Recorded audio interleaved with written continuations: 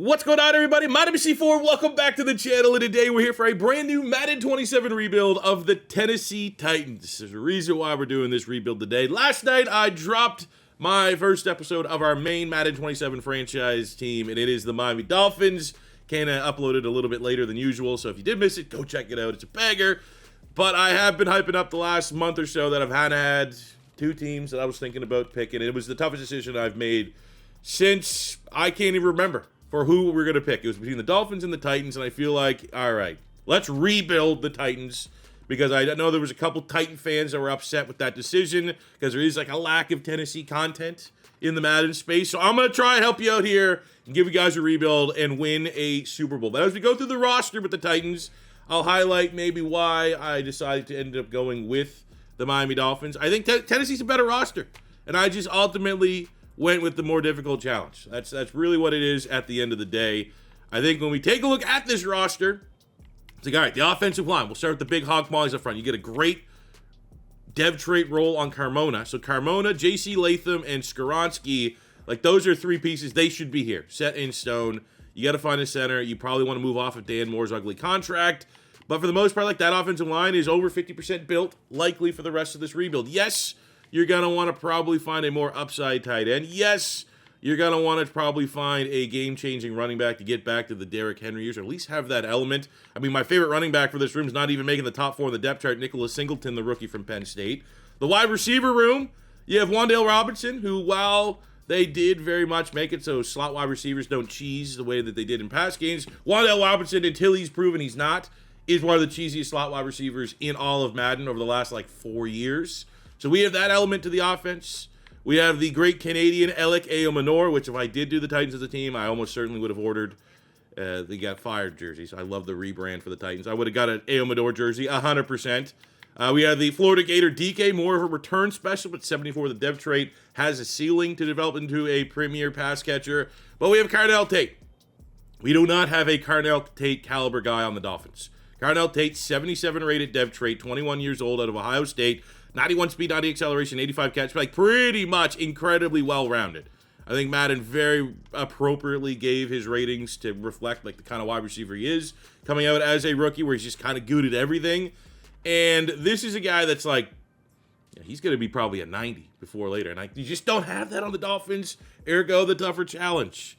And then it comes down to the quarterback. I do not have any plans of trading Cam Ward. I do not have any plans of even just putting up on the trade block and seeing what I can get at any point. I'm coming into this rebuild with the idea that he is going to become a franchise quarterback for us. 91 throw power, 80 mid, 86 short accuracy, 87 throw on the run. We work on his awareness a little bit. Has that 90 break sack, which with how terrible offensive line block in Madden 27 in my experience, that is going to be huge. But I see a scenario here where this works out.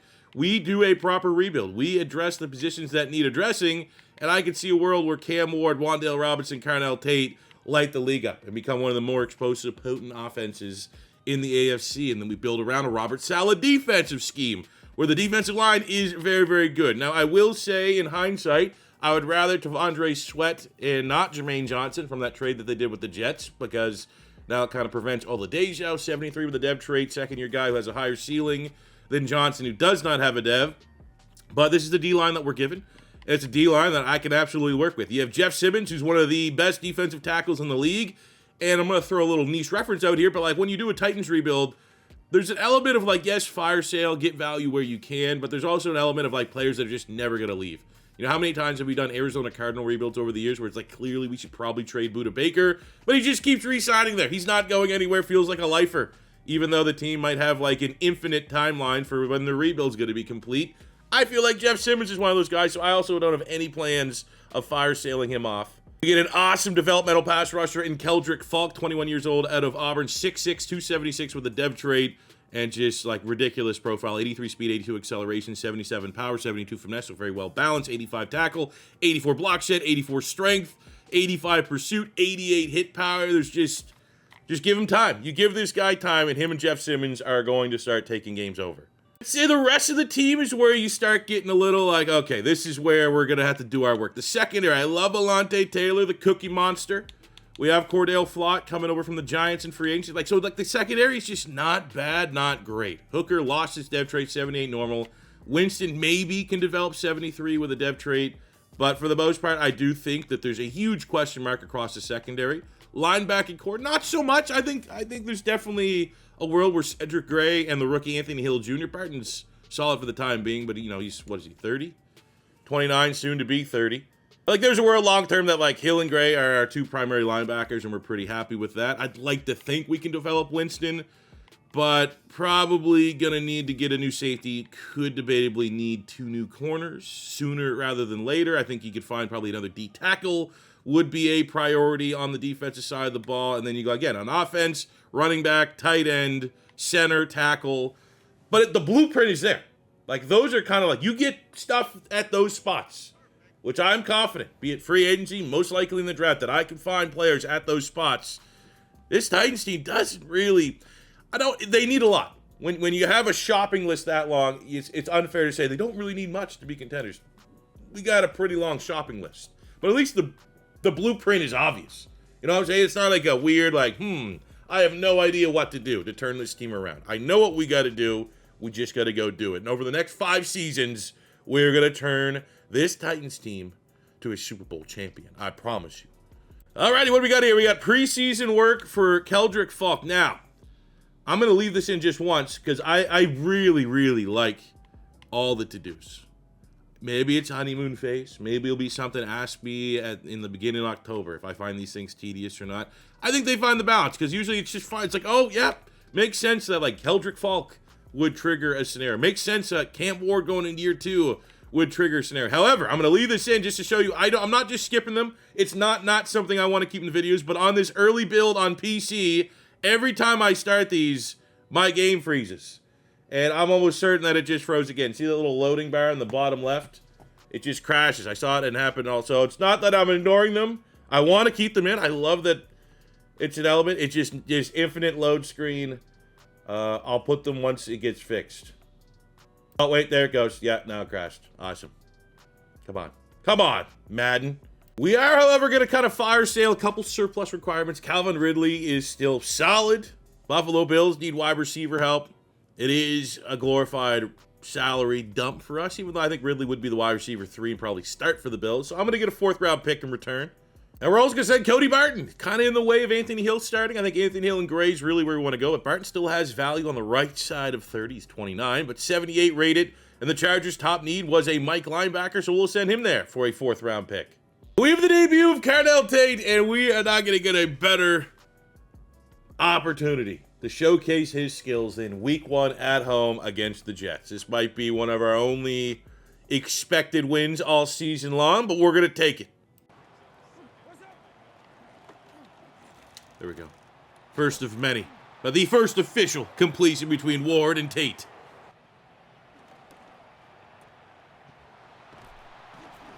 There we go. Alec Amanor. What a beast. The Canadian. Big fan. I gotta get that jersey. On with a grab. Be cool if one of these, like, don't really love the position type players step up. Like Gunnar Helmet tight end could make the most of his opportunities and develop into a tight end 1 for us. There is upside for the 2nd-year player. I think Amanor would be another guy. Like, ooh, look at this run. Very, very nice run there by Tony Plott. I think Amanor could be another guy that we could have. Amanor, Wan'Dale Robinson, Carnell Tate as our wide receivers. For I want to grab Amanor, but how is that not in? I want to try to throw it. 3rd and goal on the 1. Can we get this? Force it to Tate. This could be a bad decision.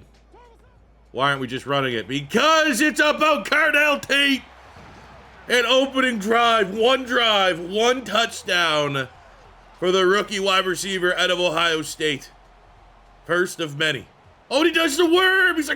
He's a member of Too Cool. It's Scotty Too Hottie. Dude, Helm's catching everything. All right, defensively, Amani Hooker gets a pick and sets us up goal to go. We're going to go to the tight end. Oh, we're going to be quicker, but we get it off. Camp Ward through contact. I just got an achievement for that one. That's how good of a grab that was, getting achievements. Now 21-7. Keep it on him. We're going to try play action. I don't know why we keep trying it. Never works.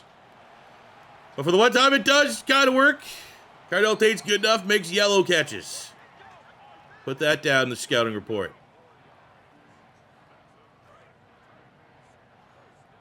Every Madden's a new Madden for me to kind of find a playbook I like. Ain't mad at this Titans playbook.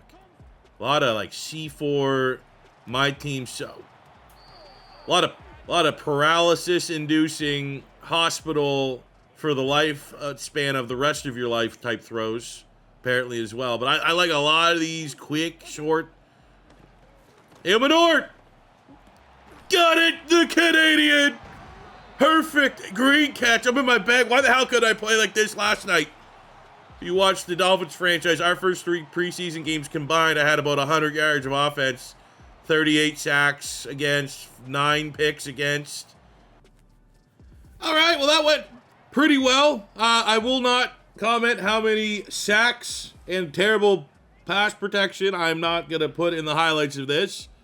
Thankfully, wear and tear is turned off because it is brutally broken right now, or else Cam Ward would be in a cast, a full body cast. But we got 300 yards, 4 touchdowns for Cam Ward. He did have a pick. Deshaun Watson's the Jets quarterback, so that's what's going on there. But, the Jets had that full year last year where they did an INT. They get one in the first game, 2026, so that was a little frustrating. Wasn't me that threw it. I kind of simmed out a little bit in the second half when this game got so one-sided. 10 catches, 98 yards for Carnell Tate. Ilmanort goes over 100 with 2 touchdowns. Gunnar Helm had a couple really nice grabs. Maybe a quiet performance from Wan'Dale Robinson. Defensively, we had a sack and a half from Franklin Myers. We had 3 picks on the day. I have noticed, like, when you just play offense only, you're getting, I don't want to say it's overpowered because INTs for years have been so, I don't want to say nerfed, but like you just never really get great INT numbers, not even close to realistic INT numbers for the most part, because then, you also have teams like the Jets that don't get picks for the whole year. But I do feel like when you're just playing offense only, you get a lot more interceptions. I don't know. Do you guys notice that? I ain't mad at it. Cam Ward's played so well, man. That's a second upgrade coming out of training camp. Now, we are with the house rules for our rebuilds of making players scheme fits to kind of combat some of the huge XP gains and keeping the realism there. We got a ways to go to make him a perfect field general quarterback, but he's on his way. We got an interesting first contract situation. Tony Pollard. I like Tony P. Tony P has been maybe not enough to earn Chain of Legend, but he's been a popular player amongst our content over the years. However, I do think his age profile is not exactly where we need to go. So I think we will, as of now, choose not to resign him. Hey, one player just fell nicely. Keldrick Falk already. We're not even mid-season, and he is 80 rated. I don't know if he's, like, just crushing it. 3 TFLs, 14 tackles. Like, not so much.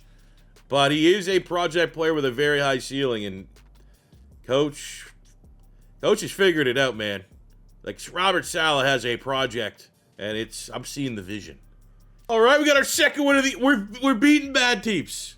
2 wins all year. We beat the Jets and Browns. Could be worse. You could be Bengals, who are in a Super Bowl window, and they're 1-5. But, this is a rebuild. We are at the floor of the rebuild. We have a couple players. I'm not going to be trading anybody, I don't think. We're good there. We have Jermaine Johnson wants to work out a deal.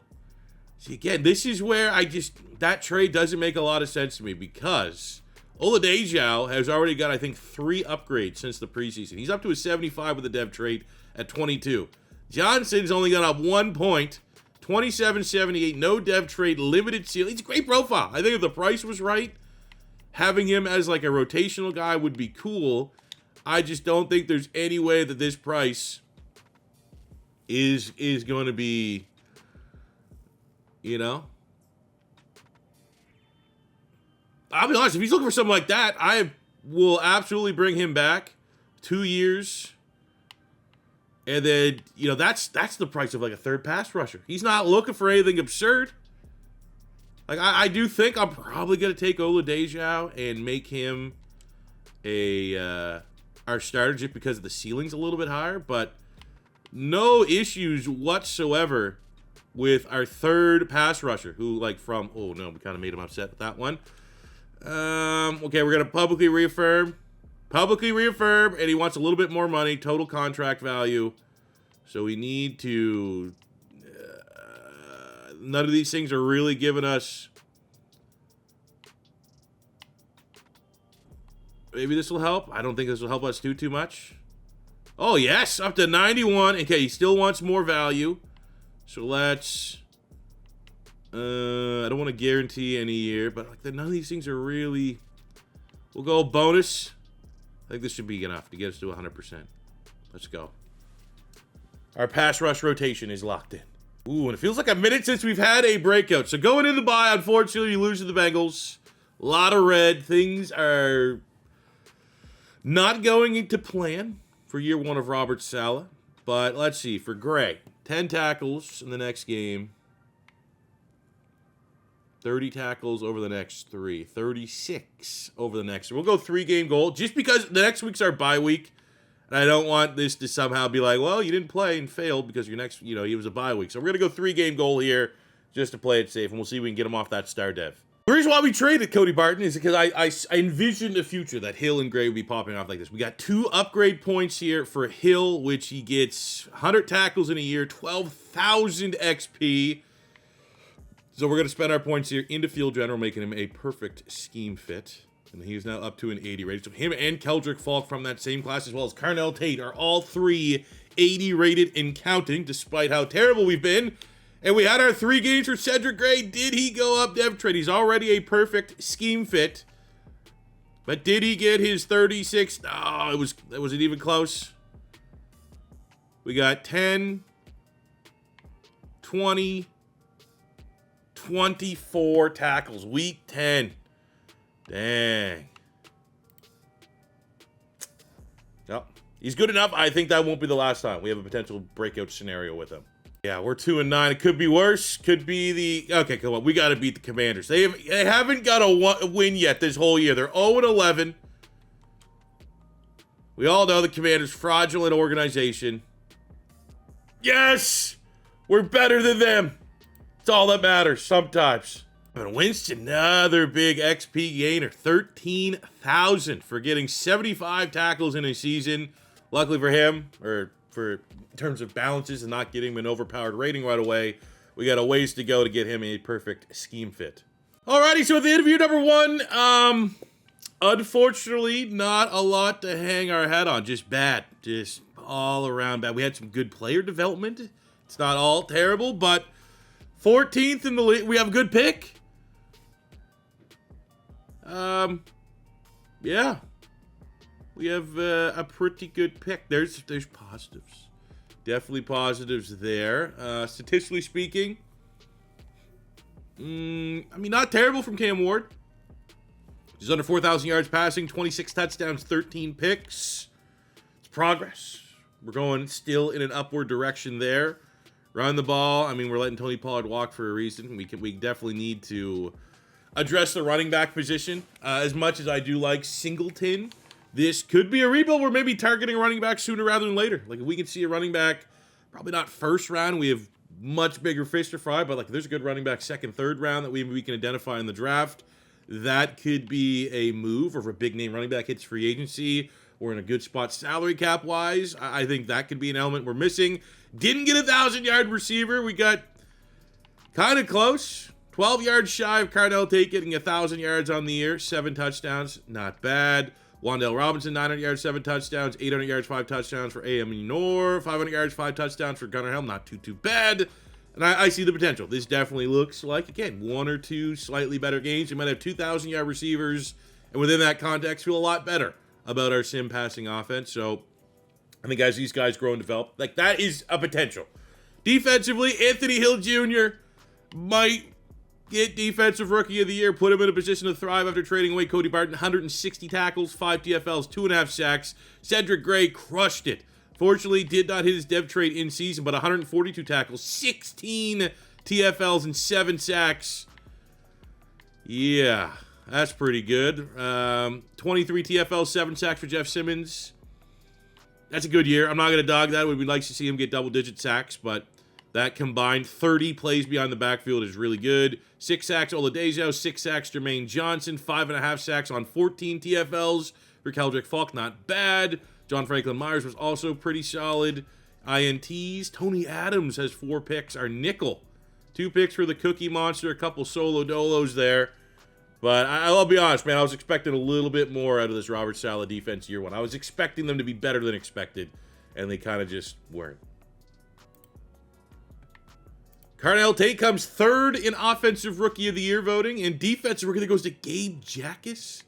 David, whoa, we are way down there. Thought we'd be much higher in the polls. But we did set a Titans single season record for a rookie with receptions with Carnell Tate, 77. We do have a couple contracts we got to figure it out. We have the 5th-year option for J.C. Latham, 30. We're not going to pick up that option. We're going to get ahead of a contract extension there. And then we have, Jamar Chase getting a contract extension with the Bengals. I love that I'm in the way. There's no good spot to put my webcam. Top right, bottom right. I don't know. But Bengals signing Dex Lawrence, whatever, we'll figure it out. But Adams led the team in picks. I think at least hearing out what he's looking for a contract. 3-year deal. Can we get this at maybe a 2-year deal, and we'll raise the money up? Because I feel like I want him to at least 30. All right. We'll guarantee. There we go. We'll up the guarantee a little bit. I mean, you lead the team in picks.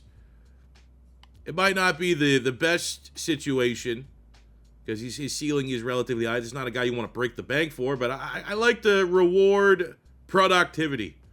And to lead the team in picks and still have like a really reasonable contract like that, these are the kind of guys you want to keep in the building while you try and build up, a Super Bowl contender. Give me the guys that are productive while I find the high ceiling guys. All right, so take a look at our roster. As we go into the first offseason, I'll tell you right now, we don't have as much salary cap as I bet you think we have for a team that's not this good. As we go into free agency, it's like, all right, center.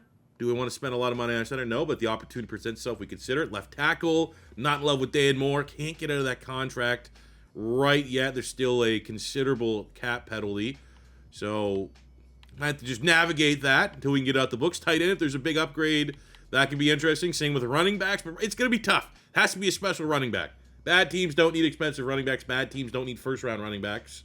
Sorry, Jeremiah Love and the Cardinals. Sorry, Ashton Genty and the Raiders. That's not how I'm building my team. But I think prioritize that second-level running back in the draft. If one exists this year, next year, whatever, I will consider that. Defensively, got some dev traits here.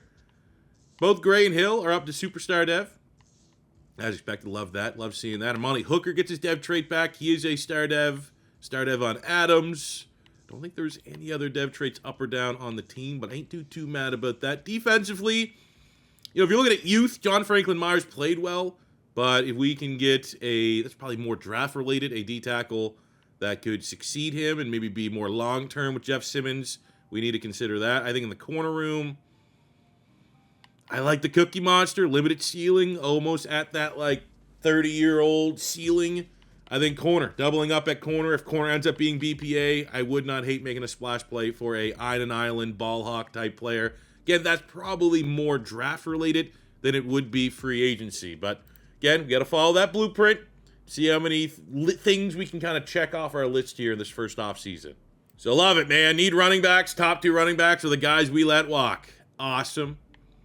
Yeah, I feel pretty good at wide receiver. One of these rebuilds will sign George Pickens. It's going to be very difficult. He's going to have to really want to join your team. Tight end upgrade. Ooh, Sam Laporta. What do you think the number is on that? He's looking for 15 a year. Superstar dev tight end. The question is always, when it comes to paying top-tier dollar for a tight end, does your team utilize him enough? And Helm was solid, but there's certain teams that, utilize the tight end a lot. There's other teams that do not utilize the tight end a lot. Can't remember what rebuild that was. We did a college football rebuild. It might have been Virginia Tech. That every year our tight end was our leading receiver.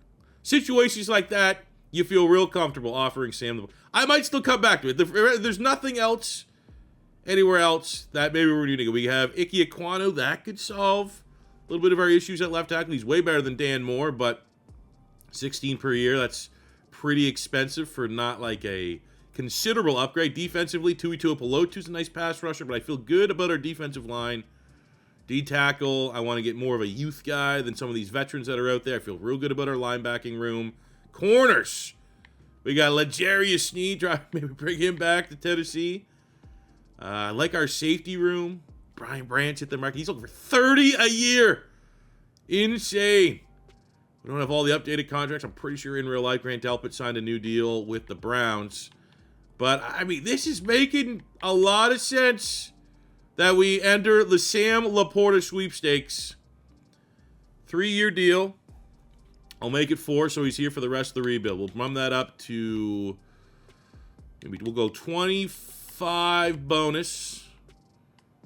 And again, I wish there was more of a baseline for this because it's still, like, I feel like I know contracts reasonably well from my years of rebuilding. Like, I think that's good.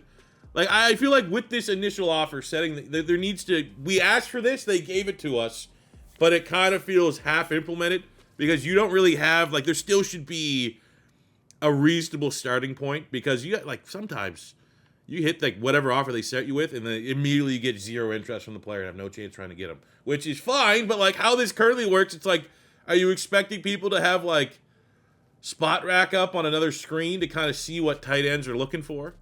You know what I'm saying? So we'll start with this offer with Laporta. Okay.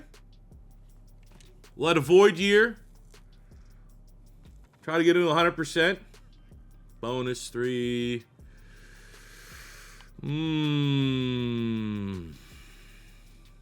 We'll just raise this bonus $1.5 million. I don't want to overpay. Again, I don't want to bring in Laporta and have him get us like the same production that Helm was. You know what I'm saying? Sam Laporta's coming in. Helm was like a 500-yard, 5-touchdown guy. We need Laporta being closer to like an 800-yard with a chance of double-digit touchdown kind of guy. So we put our best offer in. I think if not, you know, Michael Mayer's there. He's an interesting name, but he's probably not better than Gunnar Helm.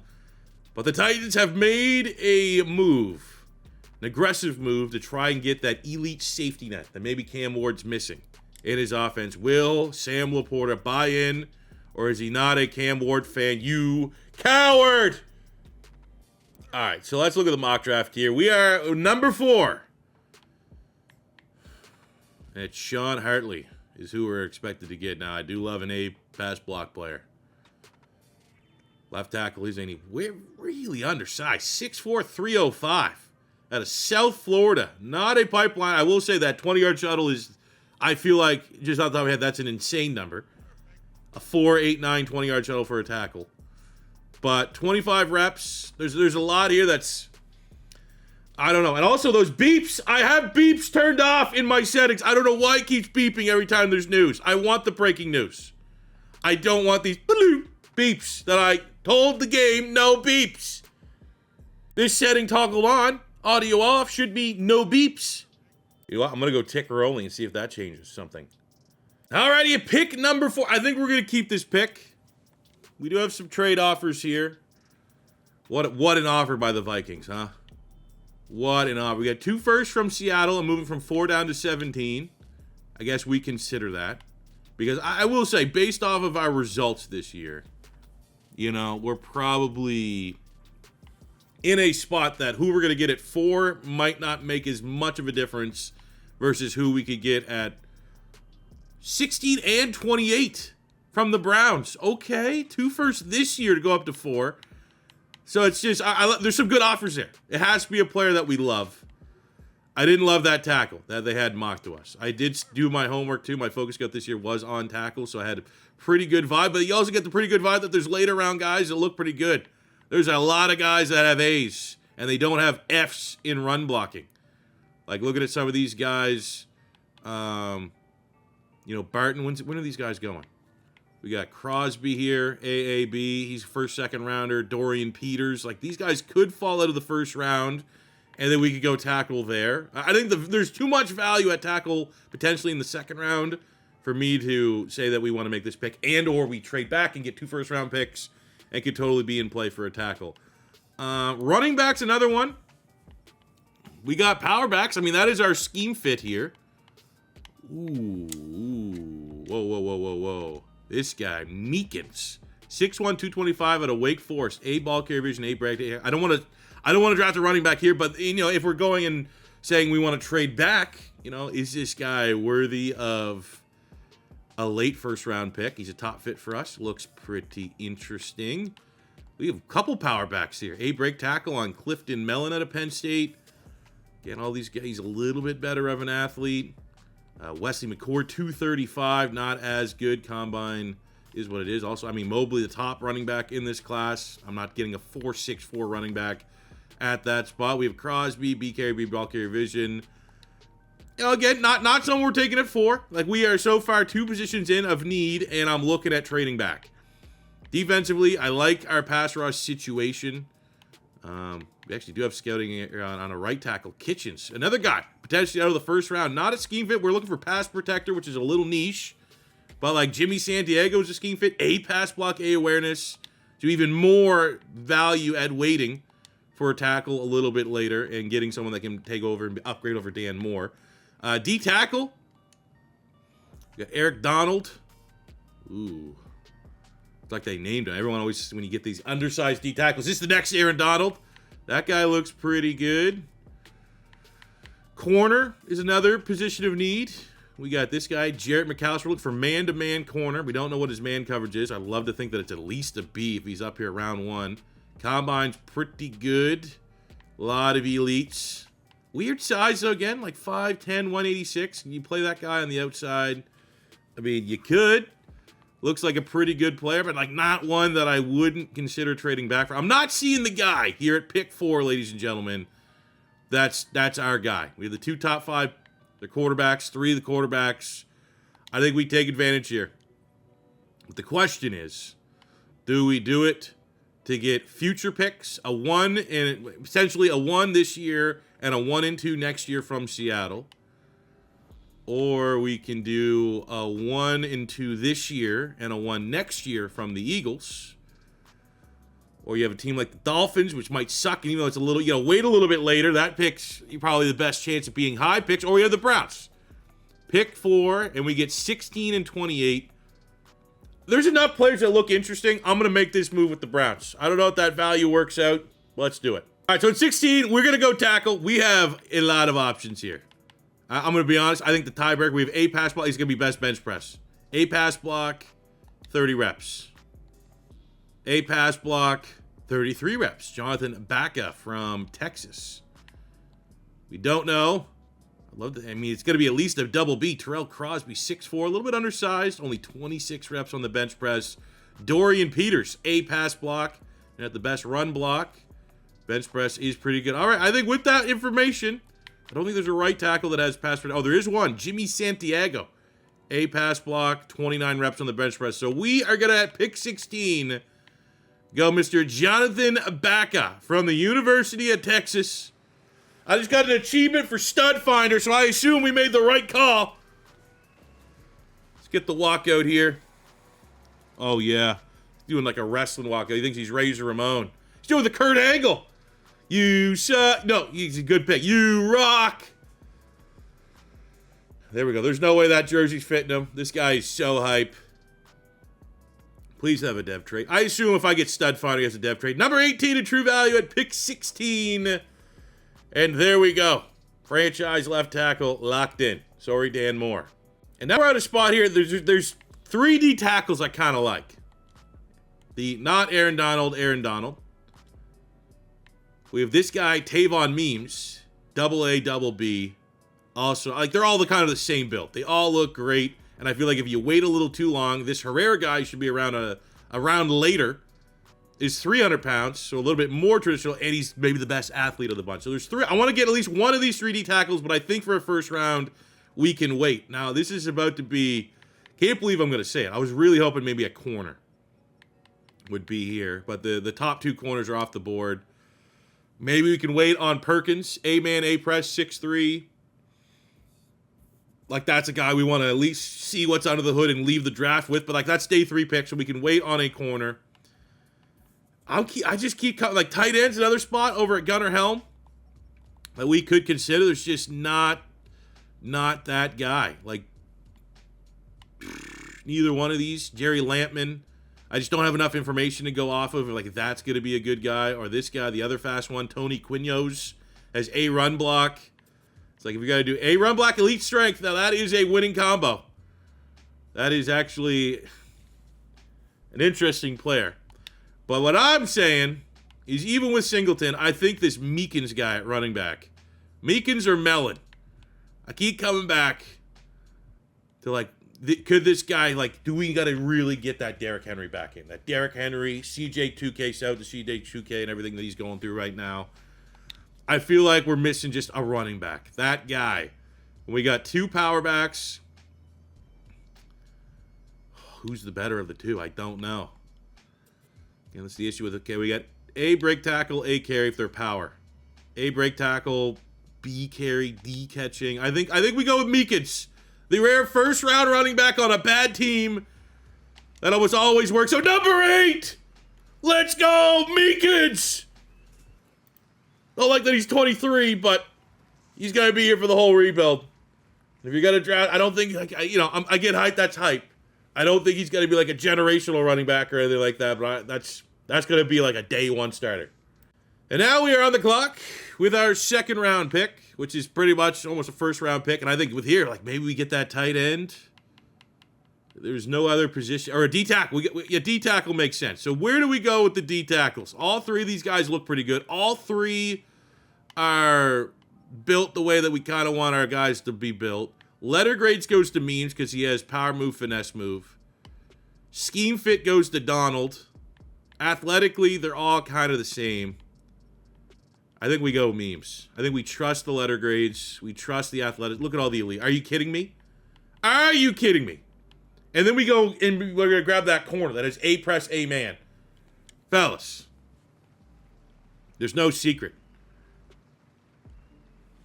Just, you got to know what you're looking for. That's kind of becomes obvious sometimes. Takes two to tango. You need the draft. These draft classes don't always have these players. Oh, he is 24 too, so a little bit on the older side. But that's fine. We're not doing a 10-year rebuild. We got 4 years left to try to turn this thing around. Give me win now, rookies. With the third round pick, I'm not even messing around. You know, at this point, just get your studs. It's like, oh, how'd you find this guy? Well, I just did this crazy thing of sorting by my scheme fit. And, yeah.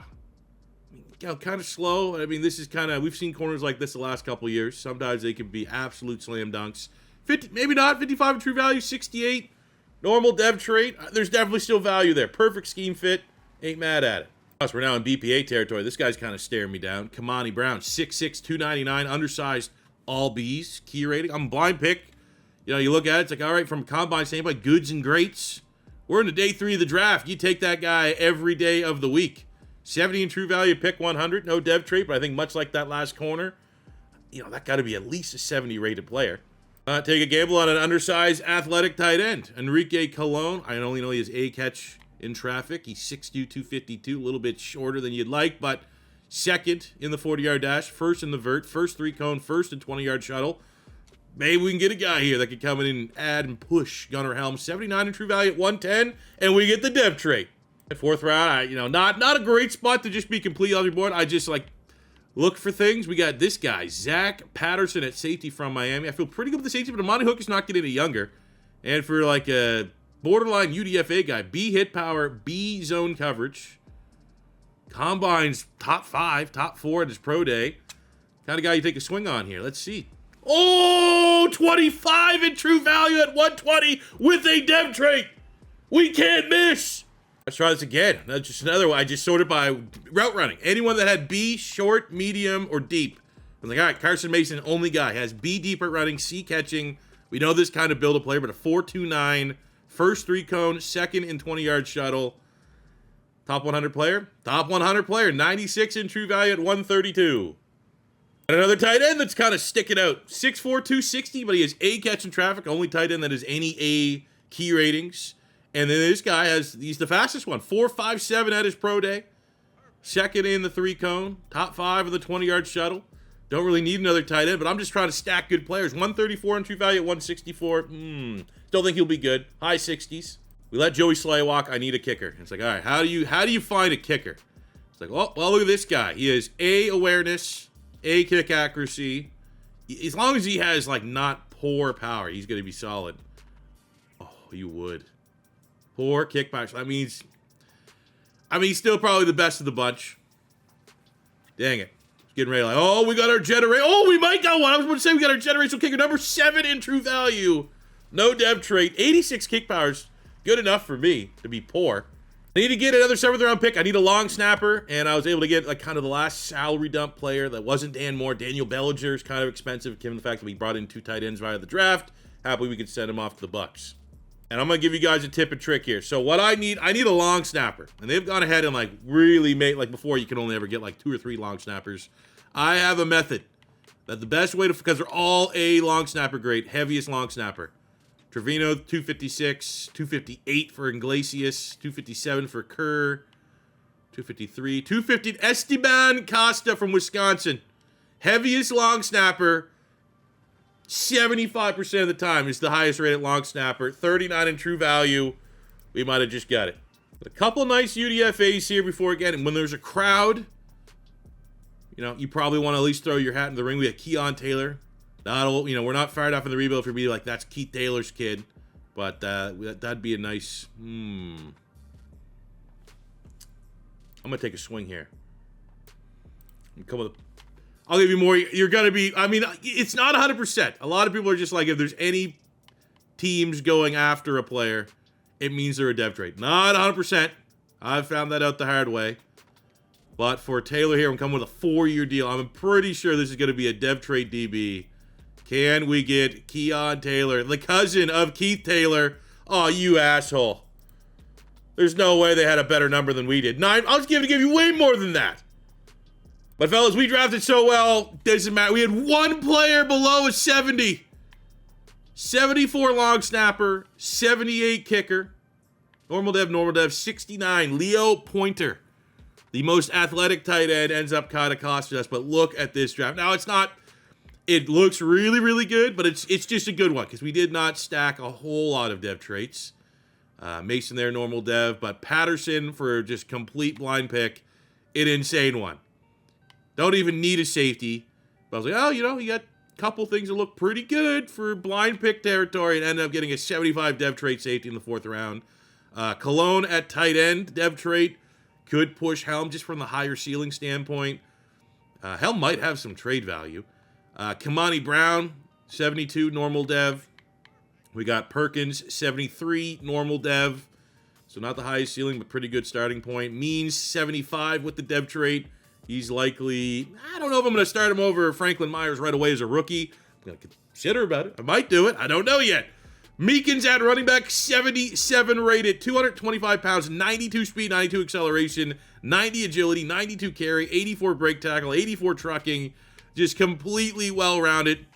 Won't be a 3rd down back, but like that's looking like a bell cow for us. And then our number 1 pick, Jonathan Bacca, 76 rated. Day 1 starter, perfect scheme fit. Don't have to worry about upgrading things and losing ratings and losing development. He's going to be straight overall increases every time he levels up. We'll say looking back at the, I mean, there's also like wasn't really many guys we passed over. You know, with that pick from the Browns, they moved up to get a quarterback. Makes sense from them. Hartley was the tackle that had us in the mock draft, normal dev trait. Nothing about him looked good. I was never, that's not even like, ooh, we were lucky. I was never drafting that guy. There was a corner, there was a sub 6 feet tall corner. This guy, McCall, 81. Thought about it, 98 speed. I just thought for the value, like a little, you know, if he was 6'4", I'd probably would have drafted him. Jared McAllister, we pass on the superstar corner. So the pressure's on to say, like, out of all those dev traits we got, let's see if we can get at least 1 superstar, and I'll feel good about it. Just to show you that not every time there's a crowd or on a player that have a dev trait, Carruthers had like 10 teams looking at him. Normal dev defensive tackle. Now he's still a 72 rated, which means, you know, gonna be a really good player, but it does not always mean dev trait. So as we go to year number 2, I mean, I did not expect to have that kind of draft that we did have. Now, if a lot of these guys end up being star devs, we need a couple superstars. Like if I can get one of these offensive rookie dev traits to be superstar, which I don't know. So my gut says it'll be the tight end, but I'd love to be Meekins because I really want to see maybe that's a missing piece for this offense, right? We want to see the progression, Cam Ward in the passing offense, but if we can get back to having an elite running back, it's just, that feels like Tennessee football. When the Titans are good, they run the football well. But if we can get one of these 3 to be something better than a star dev, that is going to be awesome. That is speed running a little bit. Defensively, Same kind of deal. We got Memes. We got Patterson. Both those guys just steals. We got some other, high impact players that I think we get a good, 1-2 punch. Actually, we'll make Oladejo. We have as a starting Sam, but I haven't, once we get to the specialist, he will get on the field as the right rush end. I'm going to put Patterson as our nickel. I got to get that guy on the field. And I feel like nickel last year with Adams got a lot of production. And while we just re-signed Adams to a modest deal, Patterson being the gem of this class, let's put him in a position and gamble that that's going to work out pretty well. Can't be any worse than what we were last year. Still have a roster that's more upside than it is ready right now, so I'm not going to put a lot of stock if we don't win a lot more games, but 4-13 last year in year one. I'd like to get as close to 500 as possible this year. All right, 1-1 start to the year, get a divisional win, divisional loss, so it's 81's division. It's not going to be ours this year, but we're not going to go winless in the division, but we have a big contract negotiation coming up here with Gray. Was really, really productive last year. Again, so bonus is important to him. Total contract value is important to him. So we'll just play it safe, round these numbers up. I'm not going to trade you, and I don't really care about the guarantee. I'm not going to release you at any point. So, I always recommend I can't help you with the starting offer. Sometimes it's wildly off mark. Sometimes it might help if you have a web page up looking at contracts. But I'll tell you right now, for rebuild stuff like that, throw in the no trade clause. You can fully guarantee these ones for your key players that you're never going to trade from. So there we go. We'll go guaranteed push. Should be able to get him here. He wants to stay. We'll increase salary and bonus by put another $1 million worth into the contract. Easy does it. Sweat free. Cedric Gray's going nowhere. I like to try to get at least all the sticks for one game of the season. We're on to a hot start. We're 4-1 at home against the undefeated Colts. So two of the top teams right now, two of the hot teams in the division. I don't know if we're going to hold on.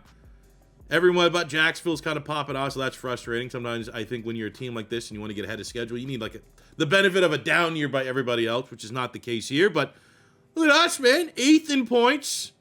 Top 10 defense. Let's see if we can get a quality win here. Tighten up. Always tighten. I'm not a big fan that every game I've played so far has been rainy and cloudy. I love to see these beautiful jerseys in the sunlight.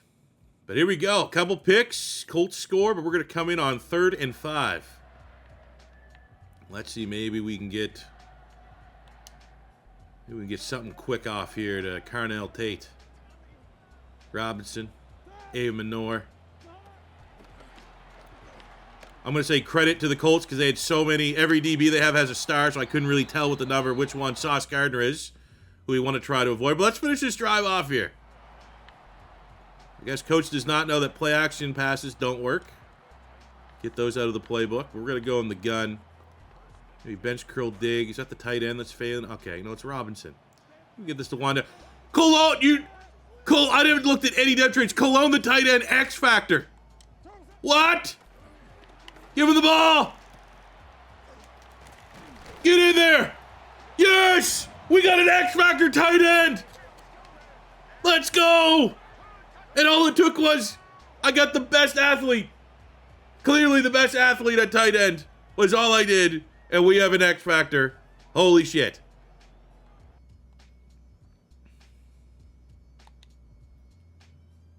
All right, go to the second. Oh, we're going to go ahead and score there. All right. Safety. What? Okay, we'll come in 3rd down. Oh, my God. X Factor tight end, dude. Okay, let's do we have a... Now I'm just kind of focused on the tight end. Here I was coming to this game being we got to get the ball to Carnell Tate. Now it's X Factor tight end season. Oh, Carnell Tate just ran right past a linebacker. Gonna make that read every time. 2 touchdowns and a pick for Cam Ward. Good news is I have not thrown that pick. Not on me. I'm not eating that. But ahead of the 2-minute warning. High scoring game here. Not a lot of defense being played. Come on, Cologne. Come on, Cologne. Right in the middle. Make that grab. Oh, tough grab. One you need to make if you're an X Factor. I don't know what his abilities are. He's not a blocking tight end. There might have been 2 X Factors. Remember there was that elite strength blocking tight end. Bet you he was going to be pretty good.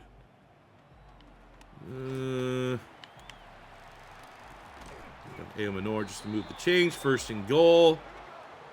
Take this to the 2-minute timeout. Feeling good, man. I mean, you have that kind of draft. You are expecting good results. But we also are playing a last place schedule. And I feel like a lot of our four wins have not, like, we got the Dolphins. All right, we got the Jags. Like, not playoff teams in any sense of the word. And then you go out and get it. X Factor tight end. And a couple other guys. I'm playing with house money. We got one X Factor. Everyone else could be star dev, and I'm still going to be pretty happy with that class, all things considered. But we're going to be going into the fourth quarter in a deficit. Defense can't get us stops, turnovers. Brian Branch signed big money to go to the Colts in free agency. And a humbling result, but I found out we have an X Factor tight end, and I want to go look at the rest of our players. I imagine Meekins is probably just a star because he didn't have any abilities, but anytime, you lose and you give up 40 points to a quarterback that threw 0 touchdowns, not the best feeling. All right, so a live update on dev traits. We don't know what Meekins is. Baca at tackle, there's a star dev, but Cologne is a superstar X Factor. Enrique Cologne from Oregon State. I'm working on making him a scheme fit. We got Yakima.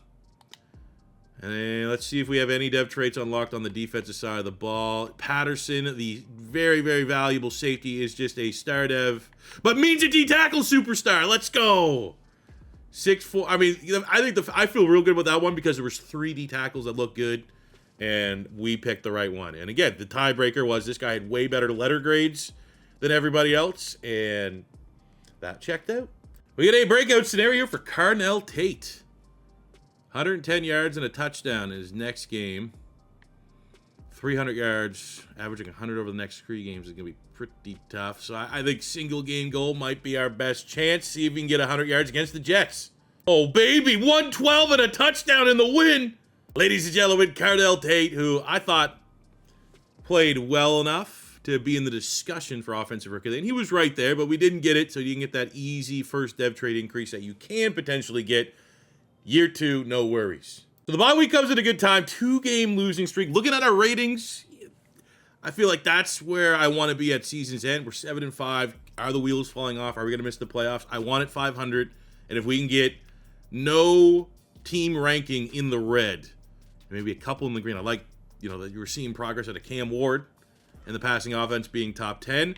We also have a contract that we got to talk about. J.C. Latham, who is really on this whole roster, the number 1 player that's been affected by the house rule of upgrading scheme fit only, because he is not, I think he's only gone up, I probably had 5 upgrades and he's only gone up 1 overall point because pass protector is our scheme and he is the furthest thing from a pass protector right now. We're working on it though. So let's see, we'll guarantee a year. We're not too far apart. We want to keep him here. I want to keep our offensive line and make our offensive line one of the best in the league. So we'll add $1 million here in a year to his deal, 79. He wants total contract value. I mean, let's see if we can hit him on a pitch here, get him into the 80s. Very nice. Potential deal. We're going to publicly reaffirm. I like that number. That's a bargain for us, I think. We're going to keep hitting you with this without having to adjust the money. $35 million guaranteed. J.C. Latham's going nowhere. Perfect bye week. Coming out the bye, take on a Patriots team that's looking like playoff contenders, get a nice win, and off of that, another breakout. Cordale Flott, former Giant. We can get him a pick, 2 picks, 6 tackles over the next 3 games. I mean, let's go all or nothing. Much like Carnell Tate, let's keep it here. We got the 8-5 Panthers. Going to be a close one. But Carnell Tate, we gave him a 1-game goal. He thrived. He achieved it. What about Mr. Flott on the defense at corner 1? Unfortunately, not a little bit tougher to get the picks. So at the end of year number 2, we make the playoffs. It's ugly. 9-8 is certainly not braggadocious to make the playoffs, but the Titans in year 2 are above 500, which was our target, and that was just good enough in a bad year for the conference to squeeze in the playoffs. Our defense is good. Defense is respected. That's what I need out of Rob Saleh. We can find a new offensive coordinator if Brian Daboll's not working out. You know what I'm saying? But we need him as the head coach. His defense has to play top 5 passing yard defense.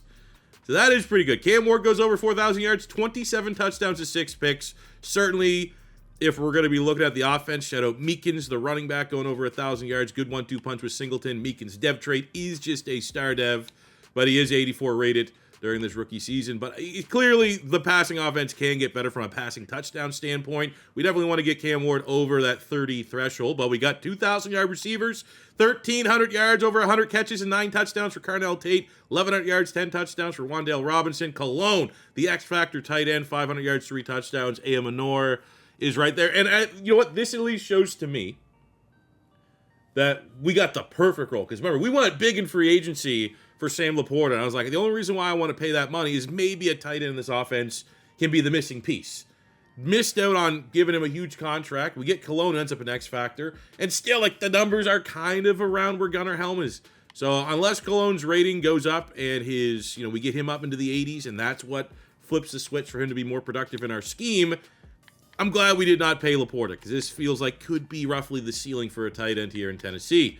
Defensively, Gray and Hill, tackle machines. Gray continues to be one of the best, most underrated linebackers in the league. Very Keith Bullock. Put a name of Titans past out there. 21 TFL, 7.5 sacks for Jeff Simmons. 17 TFL, 7 sacks for Falk. Oladeja was fine. The superstar Means was also more than fine. 83 rated. Decent enough production, but is this going to be just one of those schemes we can't get double-digit sack guys? That'd be a little frustrating, especially, you're Robert Saleh, a big coach, right? Big-time coach. You got a great defense that's playing well, but the box score stats don't line up. Never, it doesn't really matter, I guess. It just makes it funner when you have an elite defense and then the numbers and the box score stuff kind of line up. Ooh, and we get an award winner. It's our superstar D-tackle, Tavon Means, is your defensive rookie of the year, which that might be awesome. Cubs season's ended. Take a look at what his dev trait could be. The only other award we might have had a shot at would have been Offensive Rookie of the Year. Meekins comes in at number 5. Cologne at tight end at number 8. Would have really liked Meekins because, you figure you win Offensive Rookie of the Year as a star dev running back. Should be superstar. But apparently the Steelers here got Peralta. What, quarterback? What are we going to guess? I'm going to guess it's quarterback, Peralta. And it is. And he wasn't even good. Anyways, in the wildcard round against a divisional rival, perfect way to just spoil their season and bring them down with us. We're not going to win the Super Bowl. We might get a win here, but let's be honest, we have reasonable expectations. Colts are expected to win. They're so happy they rolled the Titans 9-8. Those guys don't even belong in the playoffs, they're thinking. Let's add to the rivalry lore here a little bit. End their season in terrible fashion. On the road to Lucas Oil, we met them mid-season. Did not go well. Cam Ward had 4 touchdowns. They did not have a single passing touchdown, and they put 40 points up on us. So I don't know. Maybe it's just one of those years that the Colts have our number. Love to see some progress here. First playoff game of the Cam Ward era. We get a nice Oladeja interception, and off of that, can't capitalize and get any points. Our defense is obviously keeping us in the game. This has been mostly coach ball, and there you go. Just the wheels fell off right at the fourth quarter. Offense not nearly good enough. And that's all questions I have for this team right now. Is are we getting enough out of our scheme? Are we getting enough out of Brian Daboll as our offensive coordinator? Feels like we're here in year 2. We still don't have an offensive identity. Yes, there was progress made. 2,000-yard receivers. We have, more talent. Everyone's going to get better. Everyone's ascending that's currently playing. So, you would assume, if as their ratings get higher, maybe they'll just play better in this scheme. But no touchdowns, 2 picks for Cam Ward. Ran a freaking trick pass. That's how desperate we got. 82 yards for Meekins. Had that rushing touchdown by Cam Ward. When Nick Singleton's your leading receiver in a playoff game, come on. Not great. Probably didn't go the way you wanted to. Luckily, Memes, the defensive rookie of the year, got a sack, so a little bit of confidence there and an INT for Oladeja. But not a good win. Humbling performance. We're ahead of schedule. Did not expect playoffs in year 2. We'll get better and be legit playoff contenders in year 3. That's our goal. So we enter the offseason. Huge question. Huge decision to be made. Cam Ward, 5th-year option. 90. That's not the 5th-year option price, is it? There's no way a 5th-year option for a quarterback is $97.2 million. We will decline that option. And here we go. We got 3 players here looking for deals. We have to start with Cam Ward. I think Cam Ward will be our guy. We'll go 4-year. Okay, Jesus, this could be red right away. We'll go, I'll tell you right now, we'll go no trade clause. I'm going to commit to you to this rebuild, 4-year guarantee. Oh my God, barely red. So again, I wanted to highlight. That looked weird. That I knew that was going to be likely a red situation here. But man, okay. Didn't think it'd be that red. We're going to go with a big number here to see if we can make a lot of ground, maybe gain some patience. Ooh, we got up to 50%. Still critical on the bonus. So we'll go with just raising his bonus. This contract just needs to get bigger. And I mean, we'll be able to come back in another week. He still kind of wants the most money possible. So we can, we'll give him more net this way. And we'll be back next week. We're close. We are close with him. We will be back next week. Oladipo and Cordell Flott.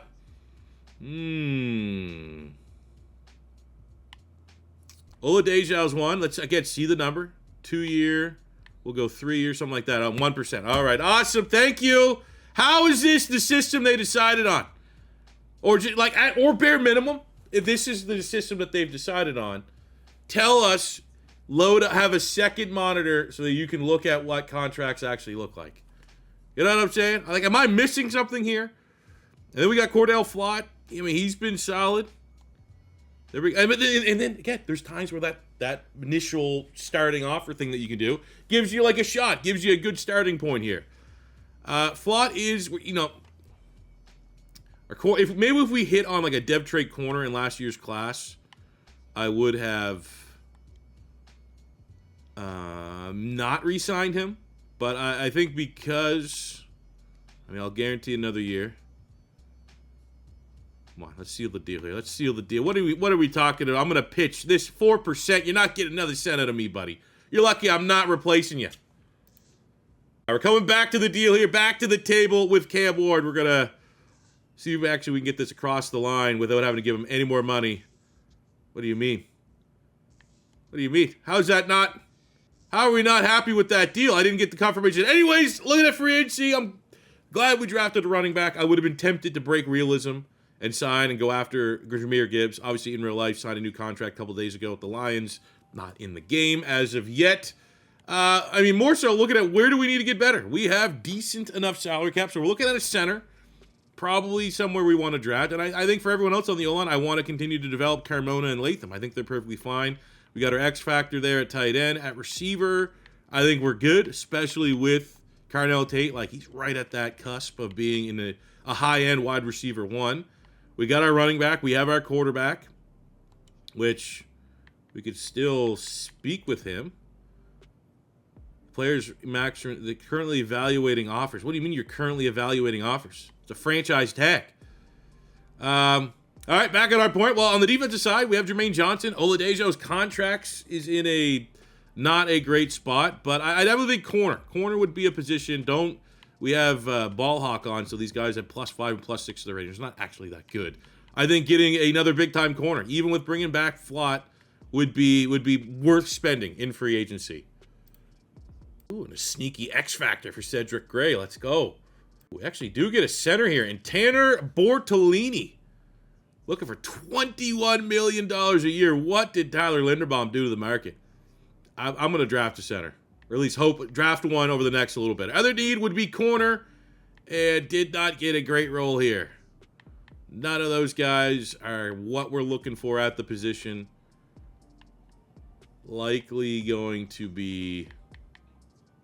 even at guard, I guess, if you could look at Quentin Nelson. Now, that for both Nelson and Bortolini, there is an element of, like, stealing them and making sure the Colts don't have them anymore.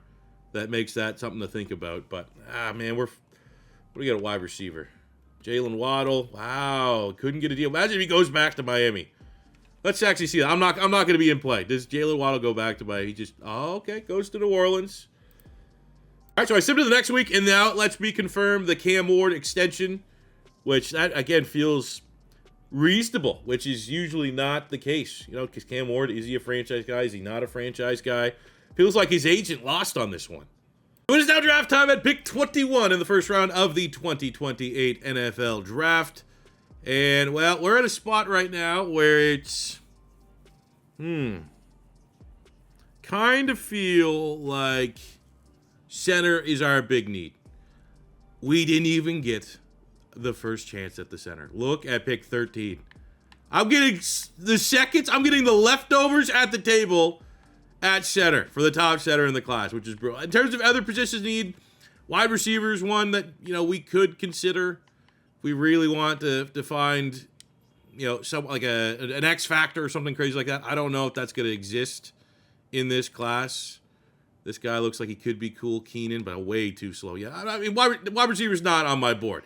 Looking at the centers, we have Baca, not a scheme fit, B run block. Actually looks pretty good. We have Mr. Juan Ramirez from Iowa, A pass block, A impact block, 6'4", 310, and he is a scheme fit. Don't love the idea of spending a first-round pick on a center, but on the offensive side of the ball, we need a new start. We need a day one plug-and-play option. I feel like usually there's more power types, so it's kind of, I mean, he looks good. Juan Ramirez looks like he could be good. Other needs for our team, pass rush would have been ideal, but picking at 21, you're not going to have a shot at any of the studs. I feel good about the linebackers. Corner, a more upsidey corner. We have Max Buckshank here. B-zone, B-press. I don't know the man, but he's a man-to-man pro type, so I imagine it's probably B. He could be A and 3 Bs. Combine's not bad, not insane, but I mean, corner's more valuable than a center, pretty much in every measure. We got, let's just see, do we have any good mans? Oglesby. Whoa. Okay, Pope looks good. B-zone, C-press, B-man. Not a prolific athlete, but what is this thing? Go with the man coverage. A-zone on KJ Oglesby. 6'3", 184, A-man, C-press, B-zone. Runs a 4.32. First in the 40 with A-man, B-zone, and he's a day 3 pick. All right, we're going to wait on corner. I think Buckshank's probably the best player right now at 21 for us, but I'm going to get that corner. And, I mean, at this point, I think we go with the scheme-fitted center, unless I'm missing someone here day 3. No, let's do it. I don't care. Center, I hate getting a center, but when literally it's the only thing missing on our offense, and we're expecting to put it all together this year and become a legit playoff contender. A good center can make the difference. There we go, number 5 in true value. I got to see what the Giants center was. Like, is this just a year that we got a great role for centers? But, man, awesome. Let's go. I think the most reasonable thing to do when there's someone like this guy exists is obviously this guy's going to be nuts. So to make it fair, I'll pick him with my second pick so I don't have a chance to maybe get off, 2-3 more big-time players and then get him. You know what I'm saying? Feel like this is a fine. But this guy's, number 7 in true value. I don't know. I'm showing you guys how I'm doing it. Bring it to your franchise modes. These guys are out there. Just look through the weeds a little bit. I think I'd like to go edge rusher here. We only have 2 edge rushers on the roster. I mean, fine. Blind picking edge rushers is kind of difficult. I've used, in my experience, it's always been like the 3-4 edge rushers, like the guys that are 300 pounds that are a little bit easier. The blind scout. Stanley looks like he could be good. B powers, B tackles. He is a scheme fit. I don't care too much about that. I kind of want to just chase the best player available. He is 4th in the 40 with a 4.7. I think that's more so who's left on the board there. Maybe not the best class. Do we have an athlete on either side? This guy, Ben Ruiz from Toledo, a day 3 pick. B finesse, C power, C tackle, so a little more well-rounded. I mean, for a speed rush, he's 270 pounds. And he has 1st in the 40-yard dash, 1st in the 20-yard shuttle. Bench press is not terrible. This is the kind of guy I take a swing on. 124 true value. This might actually be my first pick all rebuild that is higher in true value than where he is supposed to. That's still going to be a decent player. And I got my first bad pick. I went Cade Baird, who's the fastest 40-yard dash for a linebacker, and he had B-zone coverage. 239 in true value at 117, but redeems himself with a dev trade. I only have 2 mics on the roster. I was like, let's go after a linebacker. Look at these 2 guys. Andre Iglesias, B block shed, B tackle, B zone coverage. 6'3", 242 out of Notre Dame. And he ran a 4.45. 1st in the 40, bench, vert, 3-cone, 20-yard shuttle. I want that guy. And then look at this guy, Andy Garrison, all Bs across the board. And we got like almost right there with it from a combine standpoint. So I want to get, to be honest, both these guys would be pretty sick. Let's start with Mr. Iglesias, 16 true value at 149 with the dev trait, 91 speed. Oh, they're lucky. I would have got both them. But last, I need a punter. Let's see, can we blind pick a punter? Only 2 look draftable. Diego Cortez, B awareness, C accuracy, has great kick power. And we have Matthew Samuels, who has A kick accuracy, C awareness, and decent kick power. I mean, we'll go with this guy. Come on. 114 at 181. Dang. Ain't too bad, though. It was solid. So take a look at our draft recap. Crushed it again. Oh, not on the quarterback, though. Just want that to back up one with a good athlete. Obviously, maybe not a good quarterback. 69 punter. Iglesias, 73 dev trait. 65 dev trait on Barrett. So that's, you know, dev trait saved that from being a terrible pick. 68 on Ruiz. Thought he had a chance to push 70, but look at this. Oglesby. This was the last projected draftable corner. I feel like we had something like this in the Steelers rebuild, where it's like the last guy on the sheet ends up being incredible. Look at that. That is a guy that you trade like a top 5 pick for. Like what the Chiefs did in real life with Mansour Delane. 6'3", 95 speed, 93 acceleration, 81 man. We have obviously gigantic buffs to our defense right now, so the rest of those ratings are heavily inflated, but still, I mean, you know, the jumping might be the only thing that's not the best, but who gives a shit? And then in the first round, we get a 79 center. Juan Ramirez, just on that cutoff line for being like, boys, I think we just got a generational center, but look at that, 89 strength, 90 lead block, 91 impact block, and he wasn't even the first center out the board. Here I was pissed that the Giants drafted the first center, and they got a 73 center. You know, if he has a superstar dev, I'll walk that back a little bit. This is a good pick. But he's, oh, you suck, Giants. Now, I did my first weekly training. I'm not going to show you it, but I might have seen something from our first weekly training that will age very well in the coming weeks. If you know, you know. If you don't know, stay tuned. Here I was excited to kick off year 3 with optimism never been higher with the Titans, and I got unhappy players. Patterson. I mean, you know, this probably is the right time to promote him as the starter over Amani Hooker. You know, who would I rather demand a trade right now? Patterson or Hooker? Pretty easy answer to that one. Those who take a look at our lineup going into year 3, expectations are, you know, I think very thin leash for Dable in the offense. You know, I really think that if there's ever going to be a way to kind of break past the ceiling that we've been in, and it's because, you know, our player ratings need to get a little bit higher, like this will be the year that we see progress. 88, 84, 86, 89. We have an X factor at tight end, and our offensive line is complete. There is no reason, no excuse for Cam Ward not to have, you know, 4,000 yards, 30-plus touchdowns. The only way I'd accept that is if, like, Meekins pops off and we just somehow start to run the football like crazy. But I want to see Cam Ward get 30 touchdowns. If not, we're going to have some tough conversations with our offensive coordinator. Defensively, oh, I want to tell you what I know. Defensively, we look really, really good. Oglesby gets to start right away as a gem, but, oh, Iglesias, we're going to have a tough decision to make long-term at linebacker. I'll leave it at that. Is there such, like, I mean, we're 4-3 in base. You know, we do need, I guess, 3 linebackers, but, you know, you only really play 2, and I think we're about to have 3 really, really good ones. Early on in the season, got a tough decision here. DK was only at Florida once, so he's not like a real, I don't have a huge connection to him because he went to Florida. Like I do with some other players over there for most of their careers, but for the state of the, I mean, he's a dev trade player on the right side of 25. Doesn't really get involved too much in the offense, but we have, like, let's at least see what the contract he's looking for. That ain't too bad. I can live with that. We'll bump it up a little bit, maybe give him a little bit more bonus. He wants total contract value, huh? Just give me a sec here. I should be able to get him locked up here, and I think that's a relatively reasonable deal for a wide receiver 3. And on a little bit of a win streak here, 2 games within the division, a breakout scenario for Cam Ward. 300 yards, 3 passing touchdowns against the Colts. It could be tough. 850 and 7 over the next 3 games. Let's go with that one. Colts are just a tough matchup for us. We have not played well in the sim against the Colts. And boys, look at this. We got 4 touchdowns, 380 yards, week 7. Offensive Player of the Week. Week 8, we get 435 and 4 passing touchdowns. Almost choked it. 272 and only 1 last week. But enough over the 3-game goal. Cam Ward is now a superstar dev quarterback.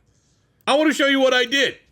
I had a tinfoil hat. And I don't want to accuse Madden of doing something wrong. But, okay, so the base schemes for Tennessee is West Coast power run and a 4-3. It's like, all right, Robert Saleh runs a 4-3. But I looked at the Tennessee. I was like, all right, we got Dable, right? But, like, the current Tennessee offense is zone run West Coast. It's kind of different. I was like, Brian Dable. New York Giants. There wouldn't be, by any chance, Dable's last team, offensive coordinator, be West Coast power run. If you go take a look at the New York Giants playbook, and it's West Coast power run. Tinfoil hat that's still Daboll's scheme. They're still under the hood. That is Daboll. That makes sense. Giants, Daboll, West Coast power run, the actual offensive scheme we're running here in Tennessee. That was the one change I made, which did kind of mess up some of our scheme fits. Changed quarterback to improviser. Changed wide receiver from physical to playmaker. Turns our offensive line all the power. But if this is going to give us the closest thing to a Daboll experience, I could be wrong in this. But I feel like I'm probably on the right path. And our offense is playing well. Shocking. And don't get it twisted one bit.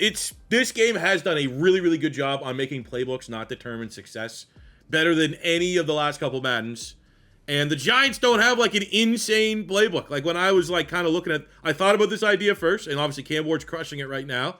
But I looked at the end of the season at what, like, the Giants were looking like. And the only thing that was like, a big difference was the run game. Cam Scatterbo runs it like an absolute maniac. Looking at our offense that we switched, we've been running that the whole time. Look, it couldn't be any more different. We're running Giants offense. We do not have nearly the same scrambler. So the point that I'm trying to make is I just think schematically, what if that is actually what Daboll wants to run as our offensive coordinator? Because what was working before didn't work. And Cam Ward is thriving in it now. So whatever we did work, this is what we needed. The secret sauce. Amanore's contract up for potential to lose him. I'm not losing my Canadian brother. A tough one, but I think with how our secondary is shaping up, Alontae Taylor at his age right now, we'll have to let him walk. And it just unlocked. He's played Sam rep, so it's not a whole lot. But Iglesias, the linebacker out of Notre Dame, superstar X Factor. 1 in every draft. That's the standard we got to set from here on out for the rest of the reel. I got to get 1 X Factor every draft. Taking a look at some of the other players. Ramirez is a star dev, but he was almost an 80 rated as a rookie, so I'm not going to get too complaining about that. Defensively, Oglesby also is a star. Those guys had high ratings, no doubt. But then Iglesias and X Factor, it is one of those things. If I was cheesing and trying to be like, guys, I didn't know, and I'm literally making these guys great, I don't think I'd do linebacker. He's not even going to play. He's not better, and our contracts were in great spots with Gray and Hill. So, he could be a trade piece, but not a lot of trade value for linebackers, at least right now at that current rating. And he's probably going to, I think the only thing maybe save himself from losing all his dev traits is actually make him a full-time Sam linebacker. There's a little bit of dev trait cheese that goes on with that position, just to maybe maximize his trade value for later on in the rebuild. But, we are also a base 4-3 defense, so we're in base. All 3 of these guys will be on the field at the same time, but we'll see at the end of season stats. That's not necessarily the case. Then if you're number 3, we lose 2 in a row, but we did enough work before the final month of the season to really put ourselves in a great spot that anything could happen over December and make the playoffs. 10-7, we win the AFC South, our first divisional title of the rebuild. Look at the numbers: top 10 offense, the 3rd best passing offense, a top 10 defense, playing to our ratings. I definitely think we speed ran this rebuild a little bit, crushing the draft like we did. But what do you want me to tell you? The players are there, like a hound, like a basset hound. We're gonna sit them out. Cam Ward, 3rd in yards in the league, 36 touchdowns. I think we probably set a record or 2 for Titans all time. 3rd in yards, 4th in touchdowns. So there should be a dev trait for Cam Ward. Hit that superstar dev in season. So real optimistic he will be an X factor going into year 4 of this rebuild. Well, that is what we need to see. Him take his game to another level. Our rushing yards, again, just going from the standpoint of you went Giants offense. That's kind of cheesy. It's my offense looks way different than theirs. That's how this game kind of works. And it was more important for Meekins. That's a great season. Him and Singleton is a 1-2 punch I'm fine with. but we needed to unlock and take Cam Ward's game to another level. We did exactly that. 2,000-yard receivers. Carnell Tate, 124 catches, almost 1,700 yards and 18 touchdowns. 1,300 yards, 9 touchdowns for Wan'Dale Robinson. 7-4, Ayo Manor. 6-2 for the tight end, Enrique Colon. Defensively, yeah, they figured it out. 300 tacklers. Oglesby at corner. It's usually never a good thing to see a corner go over 100 tackles. Back in the day, that was a lock for a dev trade increase. We'll see if maybe that continues. We get pass rush. Cedric Falk putting it all together. 99 tackles, 25 TFLs, 17.5 sacks. Is an absurd season. Like, that is defensive player of the year conversation. 9 sacks, over 20 TFLs for Simmons. 8.5 sacks, over 20 TFLs for Means. 8 sacks, over 20 TFLs for Oladejo. Cedric Gray was a monster. This whole defense. Everything outside of turnovers in the secondary. Really happy with those numbers. And this guy, man, what a special player. Why did I have to draft an X Factor linebacker? You know what I'm saying? I would have used that as safety. That would have been sick. Pass rush, edge rusher would have been sick. Because Cedric Gray and Anthony Hill are too good. We got Justin Herbert winning the MVP, but Cam Ward at number 5 getting the respect. Maybe next year we'll be able to seal the deal off and bring the award home. And I knew it. I called it. Cedric Falk, Defensive Player of the Year. He's arrived. We also have Cedric Falk with Defensive Lineman of the Year, and Cedric Gray wins Linebacker of the Year. Records were broken here this season. Cam Ward now has the Titans single-season passing yards record. And we have Carnell Tate, single-season catches. Single-season touchdown catches. And Cedric Falk, single-season sacks. So that sets us up here in the wildcard round. Got to run the gauntlet, but at least we are the home team. We have the talent advantage over the Denver Broncos. Schematically, we played a lot better this season. It's just Tennessee has no experience. Did not look particularly good last year in the wild card round. And until you prove otherwise, you're a fraud in the playoffs until you perform in the playoffs. Let's see if Cam Ward can do something. I will say I believe. I believe this will be the year. At least we get one win. One playoff win in year 3 is kind of, you know, the pace that I like to hit in my rebuilds. By year 3, we haven't had any playoff success. Usually that's a scheme thing. Let's go Kevin Winston with a pick. How did we get no points? The ball was in the red zone. Denver does have a good defense. Pat Surtain's probably going to be one-on-one with Carnell Tate all day. Really, really good defense, but a lot of turnovers. Both sides of the football, though. Neither quarterback, Bo Nix or Cam Ward, is having a standout performance. Luckily enough, the scoreline reflects that we're at least being more efficient than the Denver Broncos are. Maybe being the home team finally plays a little bit of part. But hey, 30 points in a playoff game at home. It's our first win. The first win of the Salah, Cam Ward era. It's all important. Build some confidence, stack some confidence. I'm going to be curious how the stat line here showed up. We shut down Bo Nix. Look at that, though, man. INTs are nuts. 4 picks, Cam Ward. 3 picks from Bo Nix.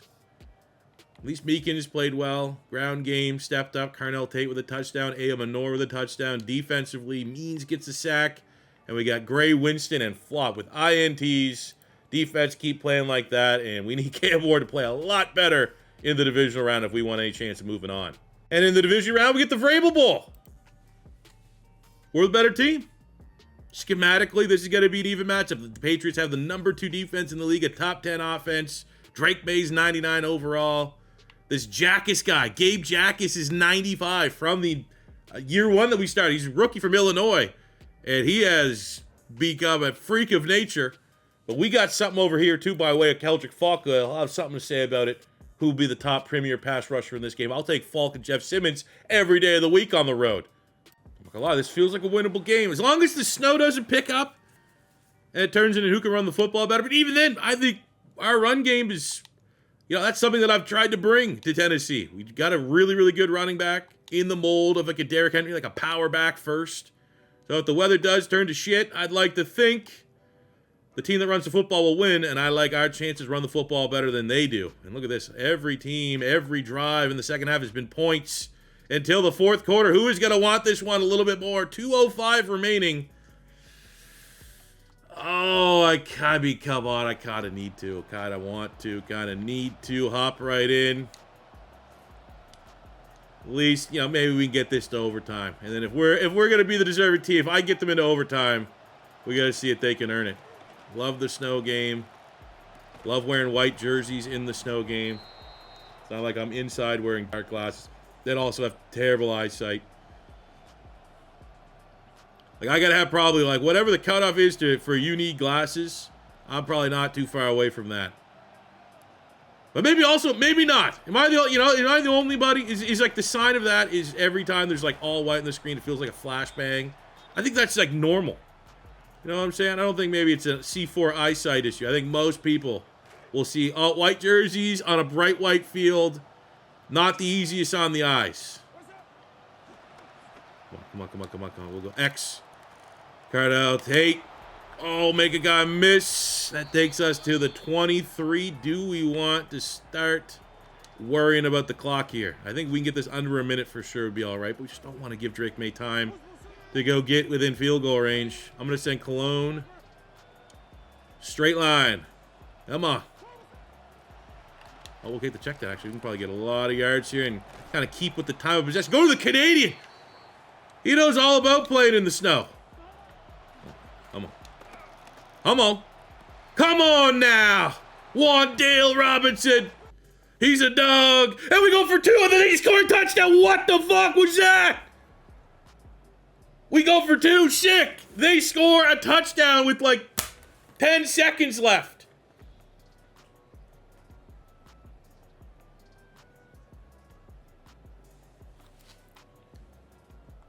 What? Oh, 61-yard touchdown, A.J. Brown. Oh, I'm not with you, Titan fans. That guy can kiss my ass. Oh, he's so good, though. That is brutal. That's a bad one. Oh, man. That would have literally been all-time. Be like, oh, my God, the CPU went for 2 to win the game. That's new. That's something brand new to Madden 27. And it doesn't matter. Doesn't matter at all, I guess. Patriots end up going on and winning the Super Bowl, I guess. Team of destiny. And, you know, we still got 2 years left. We end with Carnell Tate, a superstar X Factor. Deserved it. Absolute absurd season. Top 5 wide receiver season. Cam Ward is now a superstar X Factor. I'd say he's on the cusp. He probably deserves superstar, but luckily we hit that scenario, breakout scenario in season to double up on X Factor. I'll take any and all player development that we can get there. Defensively, we had the X Factor in Iglesias. We gained superstar dev on Keldrick Falk. But questions are going to be asked about that secondary, giving up that touchdown. And I think if we're going to be looking at, you know, where we want to get better at, where can we just make a splash move, I'm thinking maybe that nickel corner spot. I could like just get a third DB in here, get a game-changing DB. Maybe if we can sniff out something nuts in the draft, be aggressive and trade up. I don't know yet, but I think that's the direction we need to go. No, oh no! Jeffery Simmons retired. We need to get pop-ups for this, fellas. If I'm talking to, you know, what I feel about this game, where we need a confirmation of breakout scenario results, whether it's a 1 game or a 3 game, and like they made like retirements, like I wouldn't say necessarily an afterthought, but it's, you know, you got to go to this, see the retirements, I think, right? Or maybe it's a news center. Before I critique it too much, is news center something? Persona. I mean, they just show kind of like the. Do they show everybody here? Oh. Well, not everybody. Tell me Jeff Simmons not good enough to get on that docket right there? And in terms of, geez, look again, like how, I mean, let me see if I can find it. Jeff Simmons retires after 10 seasons. Come on, buddy. You were here in the bad years. We're finally 2 more years. I'd get you a ring. He's leaving too early. All right, so looking at our contracts here, I just put a transition tag on Oladeja. We're going to decline. Oh, man, I don't know. I actually feel like I'm going to pick up the option on Falk, and we will decline the option for Carnell Tate. So big contracts coming up. Got to be mindful of that come free agency, that we shouldn't spend like crazy. And now, like the elephant in the room, just drafted an X-Factor linebacker, and do we sign the only guy that could potentially move out of the way for him to play? I think we do. I think we have $228 million of salary cap. We can keep pretty much everybody that we want to. Might not be able to go insane in free agency if there's a big name or two, but I think in terms of keeping our talent in-house, shouldn't be a problem. And there we go. We get him on a 3-year. Man, don't these numbers seem low? Is that a thing? Is that a known thing? Or maybe I just don't really understand based off like the old Madden, the kind of contracts we're giving out. These feel lower. A lot lower. So we go into this offseason, where do we get better? And I would say offensively, we're good. A wide receiver. There's a wide receiver that can because we have Rondell Robinson as a slot. He's our slot gadget. So it's technically like Carnell Tate on one side, Amenor on the other. And I re-signed Amenor, I re-signed DK, both those guys on really reasonable deals. We can get like another outside wide receiver.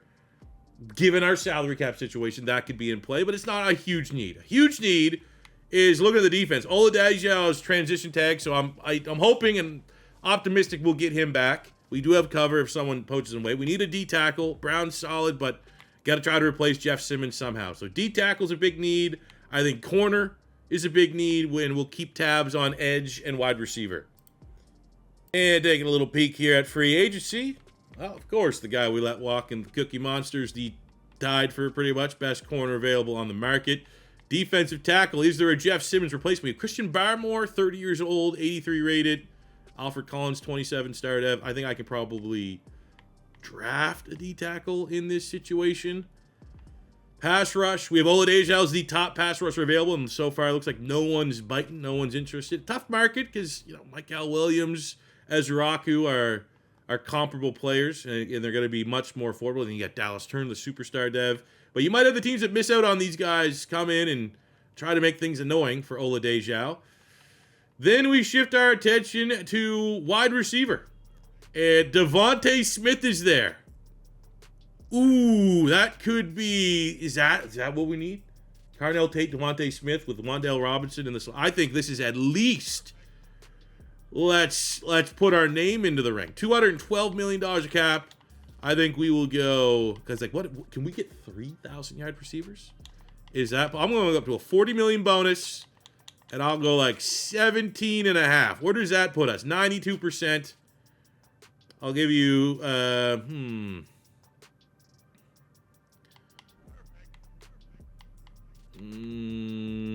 mean, honestly, at this point, just give them the biggest number possible. Come on. Come to Tennessee. This last time when we missed out on a couple guys, it is what it is. Tennessee's a rebuild. Now, we're like a Devonta Smith away from maybe going on to being a Super Bowl champion. So can we land him? Come on! God damn it. We never land him. We gave him more money.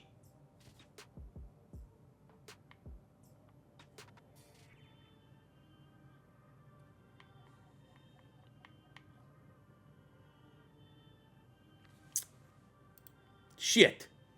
And we got a contract we will match. We're not losing Oladipo as on top of losing Jeff Simmons on that D-line.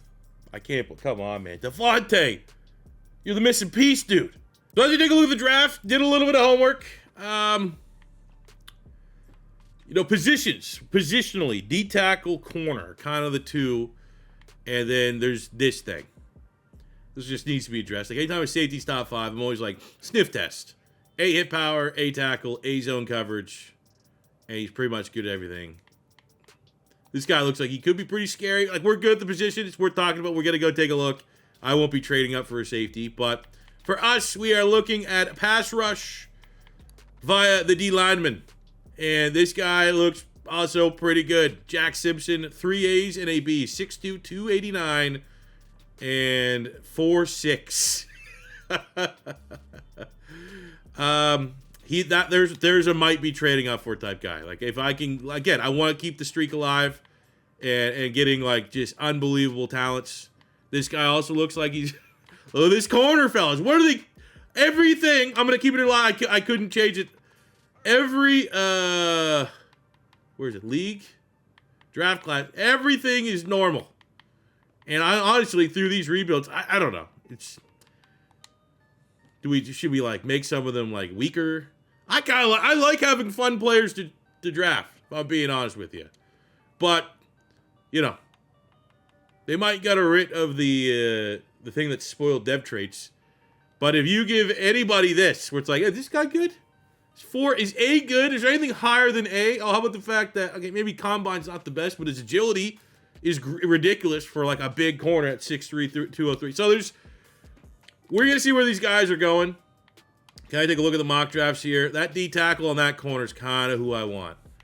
And look, if we're going to go based off mock draft 5, we have, okay, 13. If we want, we have to trade up to 13 to get the corner, or 15. So you'd want pick 12. Would a divisional rival be willing? I mean, it doesn't hurt to call him, but then where do we go? Do we go corner or do we go D tackle? They both look insane. I don't think there's a wrong answer. I guess Brown is a scheme fit, but D tackle's more valuable. Another pick, I don't think they've done a good enough job making teams have like reasonable cap spaces the longer you go into your franchise modes. But we're going to try to trade up with the Panthers. If we're adding a sense of realism, I don't think we'd be trading with the Texans. I don't think they'd let us, or they'd charge us more. So I'll hit him with a 1 and 2 and see where that puts us. Probably going to be quite a bit off, but okay, that's actually not too bad. Do we have any, like, player I can kind of slide in here? They need right tackle, running back, quarterback, edge, left guard. Well, I got Skoronski with the no trade clause.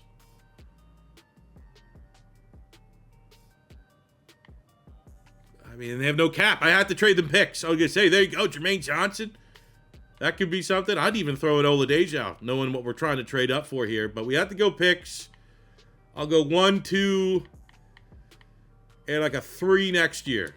Should be enough. Oh, come on. I'll give you a 3 and a 5 this year. Come on. Let's go. Now, who do we draft? Corner. My game crashed.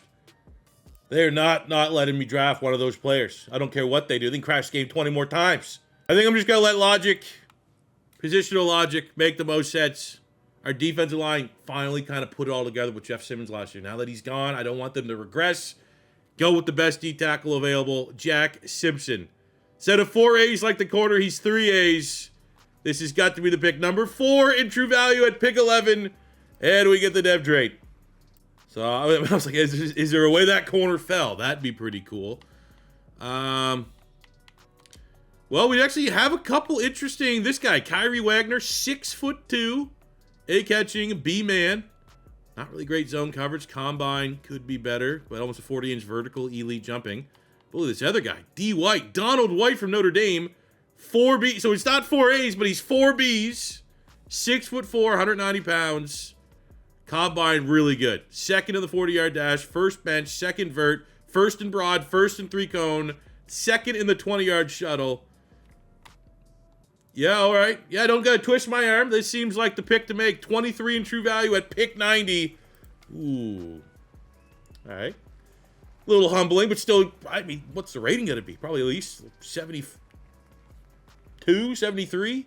Oh, let's go, baby. 82 rated Jack Simpson.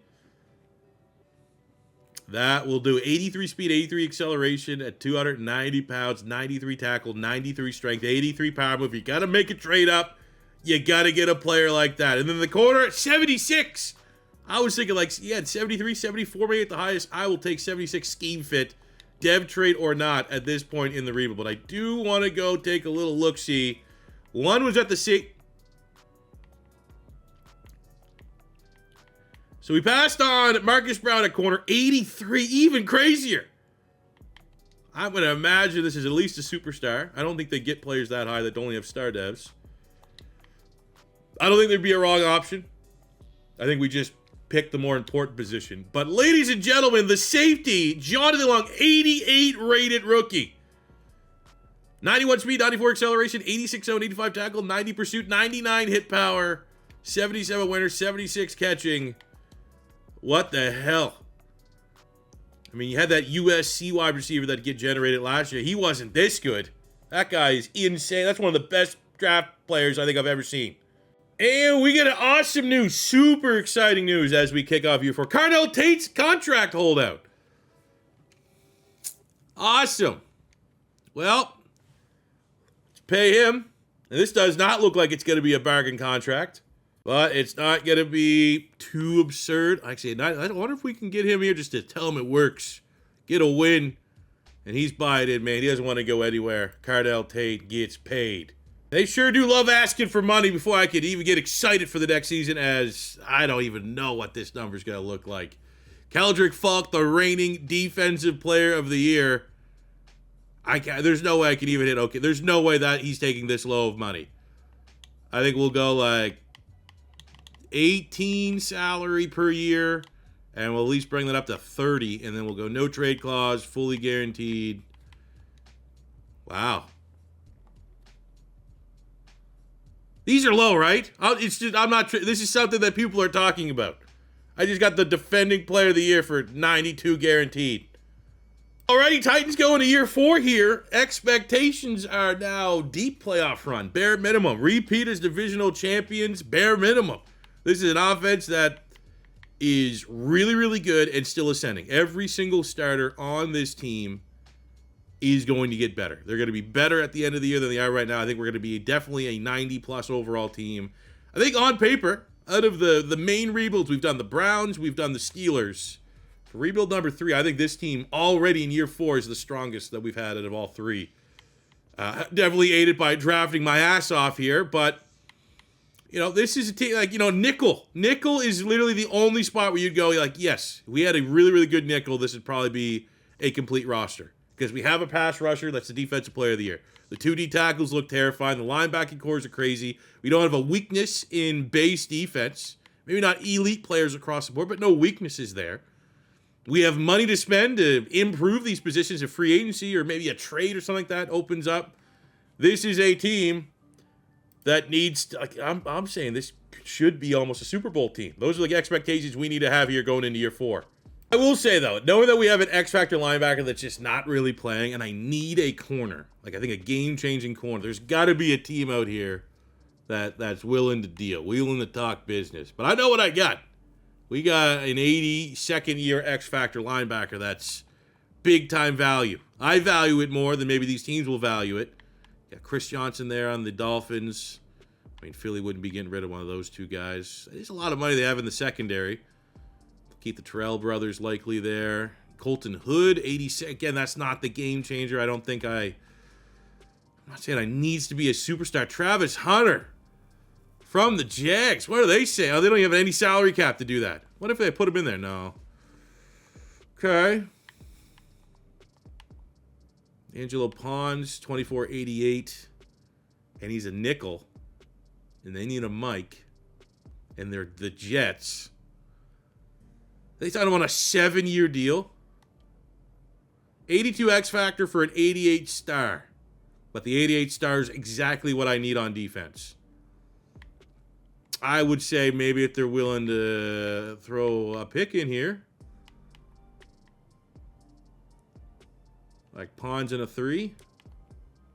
Wow. You wouldn't even do straight up? Wow. X Factor. We're not valuing dev traits, I guess. Maybe I can't trade them. Let me go look at some other. That is, wow. That is very surprising that they turned that down. Because it looks like a lot of teams need middle linebackers. Trent McDuffie, no chance there. Would have been nice if they had a 2 that I could have steal.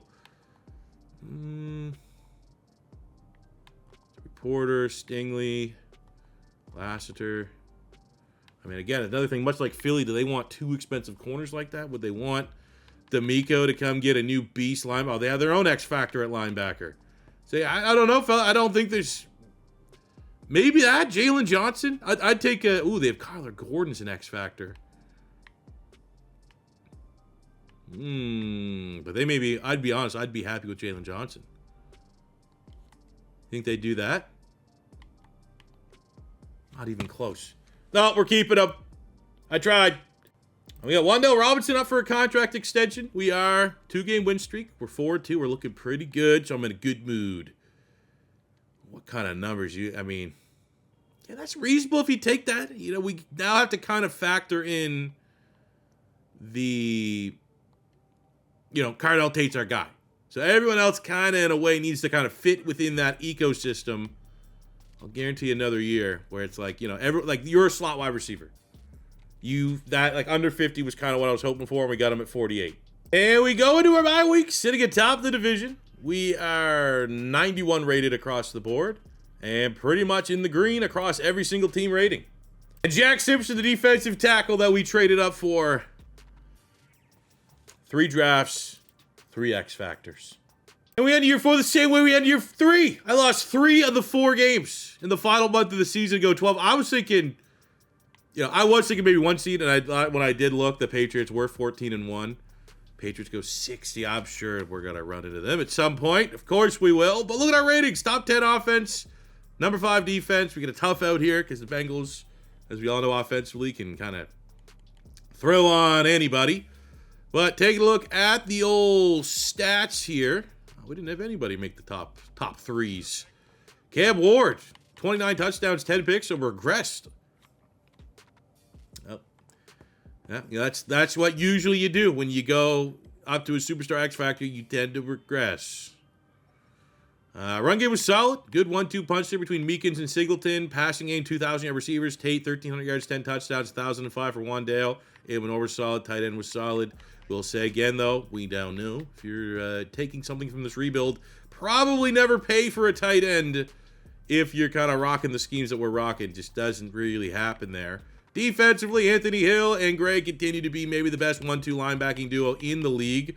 Our sacks, a little bit of a regression there, but as you would expect, losing Jeff Simmons, 12.5 sacks Oladejo, 10.5 for Means, 9.5 for Keldrick Falk. So, I mean, a big step back for him from being last year's Defensive Player of the Year. 20 TFLs, 5.5 sacks for our rookie X-Factor D-tackle Jack Simpson, which is an acceptable stat line for a rookie defensive tackle. Winston led the team with 5 picks. Early one winner, Cedric Gray, linebacker of the year. Very much deserved, man. He does it all. But we are getting to a spot, man. It's year 4. We don't got much tread on the tire. And this team is, this is a year we could absolutely go win a Super Bowl. Now, it sucks that our D-line, sacks, and pass rush overall kind of regressed from where it was a year ago. But under the lights at home, we have an opportunity to try and go on our run here. We got our first playoff win last year. I think the minimum goal for me to be like, all right, we can build out is make the AFC Championship game. Get in the conversation of almost getting to a Super Bowl, and then we'll bring it home year 5. Bare minimum here. As the Titans are going up against the Bengals. We all know the Bengals. They are very tough to stop. Always score a lot of points. Jamar Chase, Joe Burrow. We get a pick there by Carnell Tate. And a touchdown to tie it up at 7, but Bengals have been a lot more efficient, a lot more clinical for the road team. The home team, man, we should be comfortable. Another turn. Carnell Tate has 2 picks. 21-21, a tie game in the 4th quarter. Go-ahead score by the Titans. Defense holds on, but we give the ball back, and Joe Burrow thinks, can Cam Ward get us in field goal range, or are we going to have to take this game to overtime? He does that. 31-28, Cam Ward, legit. That is that playoff experience that we gained last year. I bet the ITs are looking kind of nuts. I mean, not too bad. 2 picks, Joe Burrow, 1 pick from Cam Ward. Both these quarterbacks airing it out. 100 yards and a touchdown for Meekins, Manor, Wandale Robinson, and Enrique Colon find the end zone. Defensively, we got 3 TFLs, 10 tackles for the corner, Oglesby, with 2 picks. Cordell Flott getting the game ball as the Titans moving on to the divisional round. All right, next up we got the Raiders, another team, similar starting point to the Titans. We're in someone else's rebuild for them to be this good. They have a top 5 rushing offense, but the number 1 defense in the league, Max Crosby and company. It's going to be a good one. Cam Ward, Fernando Mendoza, Miami's golden boy versus the U's last great quarterback. Battle it out for a spot in the AFC Championship game. First touchdown goes to the Titans. Vegas Raiders able to respond. But if we can score points, again, the Raiders' defense is what got them to this spot. So if we can find success there, that's going to be huge. But they've only given up 10 points, so we're a little bit off our average. But a huge turnover. Anthony Hill at linebacker, but we can only get a field goal. Raiders' defense, legit. Only field goals. Oh, my God. And then they score the 1 touchdown. I mean, it's not enough to be honest. Oh, it's the score! Yes! I was about to... Yes! Let's go! Who got that? I'm going to assume it's Cam Ward. Big Daddy Cam Ward got a walk-off touchdown score the same way we lost against the Patriots. It is 85 yards. Carnell Tate and the Titans are in the championship game. Not a perfect game by Cam Ward, but made the play when he needed to. 141 yards and a touchdown for Carnell Tate. Defensively, second half, Oladejo, Hill, and Flott is having an incredible playoff run, both with turnovers. And in the NFC Championship game, we get a rematch from last year's divisional round where, again, remember, I went for 2 and we scored. Patriots insta-scored walk-off, zeros on the board, A.J. Brown touchdowns, kind of similar to how we just won.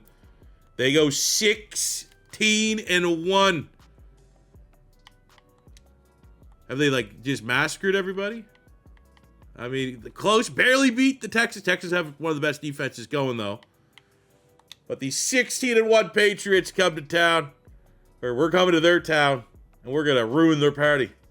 I would not rule out maybe hopping in at some point here in the AFC Championship game. I'd love to let our team speak for themselves, but given how we lost to the Patriots last year, given that they're 16-1, I don't want to say shenanigans are afoot, but maybe our team needs a little bit of help. It's earned a little bit of help.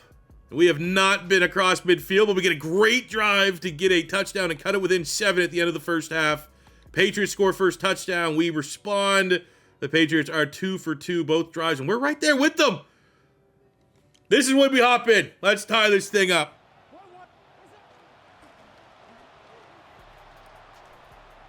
That blocking.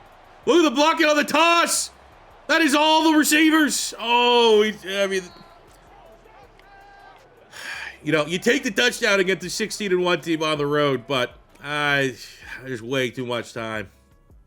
Yeah, look, I mean, let's go again.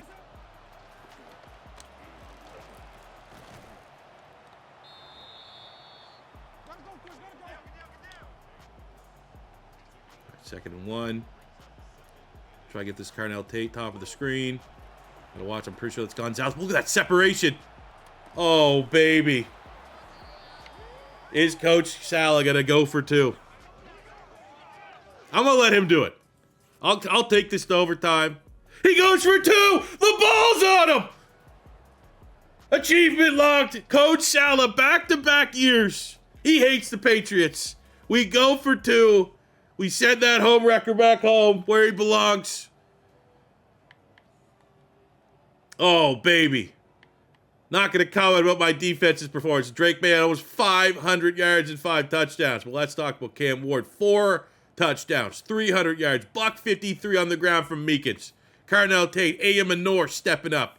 Defensively, Means got 2 sacks. We won't comment about the rest of the fellas. But Rob Saleh, good old Bob. The nuts to go for that. And the Titans take down the 16-1 Patriots and are going to the Super Bowl. Oh, Dallas. What? How did they get here? Bears, Vikings, Rams. In that Rams game, quick scouting report. They still got Dax. They got experienced quarterback. Traded for Dylan Sampson, CD. Jake Ferguson still there. No more. George Pickens. I mean, he's like the most common big name that's in free agency. One, Rashawn Gary, Malachi. I mean, okay. Obviously, Caleb Downs is there too. Is that Cody Barton? That's where Cody Barton. He got secrets. He's gonna give them inside knowledge. We lose the X factor on Cam Ward going into this matchup. So technically, by all accounts, trending down on our offense. And then our pass rush isn't nearly as good. We did gain the superstar dev on Winston, who had 5 picks. But here we go. In year 4, a chance to win the Super Bowl. In a matchup, we're just, look at this game. We should win this game. We are 5 overall points better than the Dallas Cowboys. Will that matter? Our scheme is more productive. Our defense gets off the field more.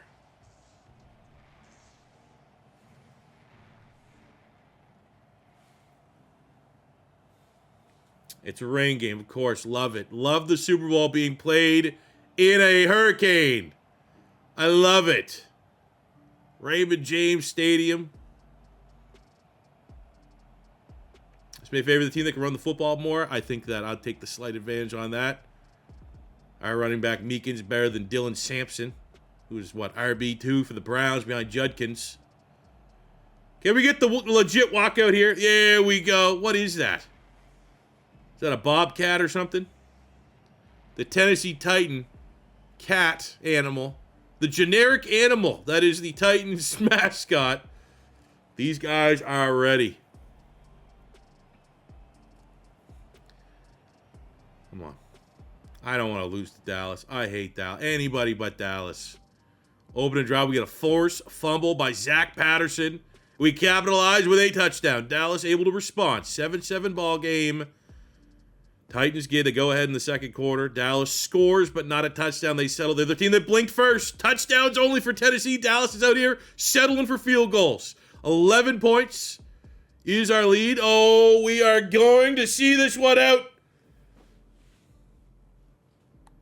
Oh, I don't know. Do we? Oh, we're getting a little ahead of ourselves. 30 points, 31 points might be enough. We can get in a field goal range. If not, 28-25. 3 minutes to go. All momentum with Dallas here in the second half. Are we going to blow the Super Bowl? We do not. We put up a game-winning drive. 28-25. I was thinking about ending the rebuild right now if we won a Super Bowl. I'm going to go, we'll do 5 years. I've seen feedback saying even if we win, we should go 5 years. And now, knowing that we have won a Super Bowl, if I make a Super Bowl next year, I can hop it on the sticks and it won't be, it's as asterisk-y. There we go. Boat. Look at that, Barton. The ex-Titan watching it. Make him sit in that chair, that cuck chair, and watch. The real champion's a real man. Cam Ward. Rob Saleh. Man, this was, Bob Saleh going for 2 in the AFC Championship game against the Patriots. That set the tone for us to find a way to win here in the Super Bowl. And the best team we've built so far in Madden 27 has their championship with a chance to win back-to-back.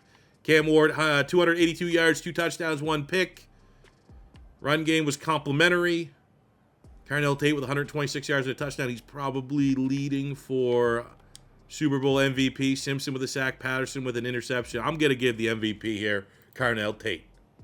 We got 2 new contracts. Got to get some old G players happy. You know what? I'm going to delegate.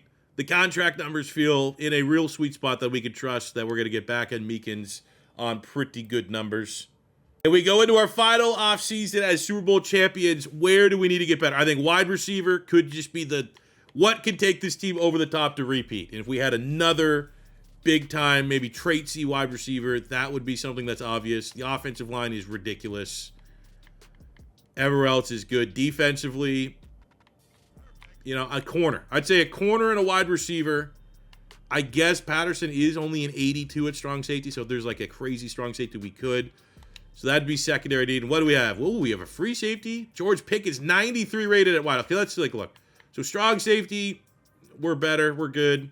Free safety, I don't really want to pay Kirby Joseph that amount of money. I don't think that's the position that we just spend for the sake of spending. But we do have an absurd amount of salary cap space. But that being said, we look at the corner. Sauce Gardner's out here. Only Dallas is interested, huh?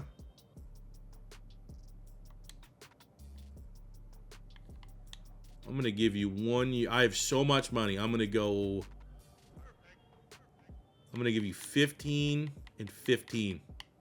1 year, $30 million. I have not signed one single free agent that I've wanted. We are going to come to the table with Sauce Gardner. So corner was a need. Offensively, we're talking wide receiver. We have George Pickens. We have Emeka Egbuka.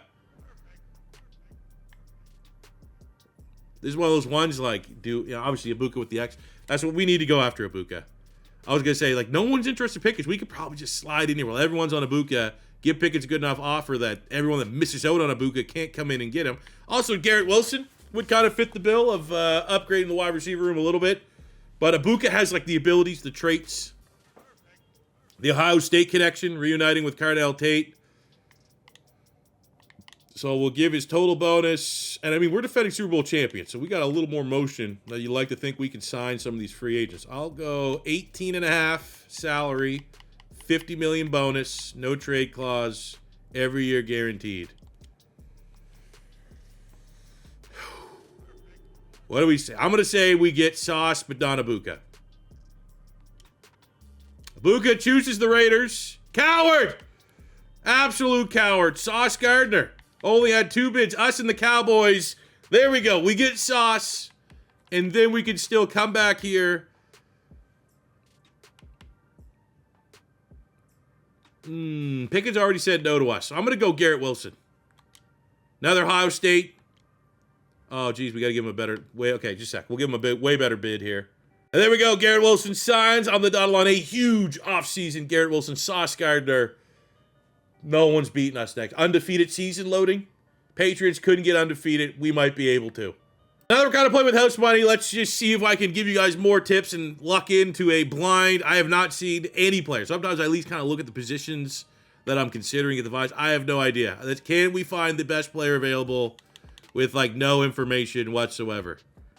We don't need a quarterback. We don't need a running back. Who is our RB2? Did we lose Singleton?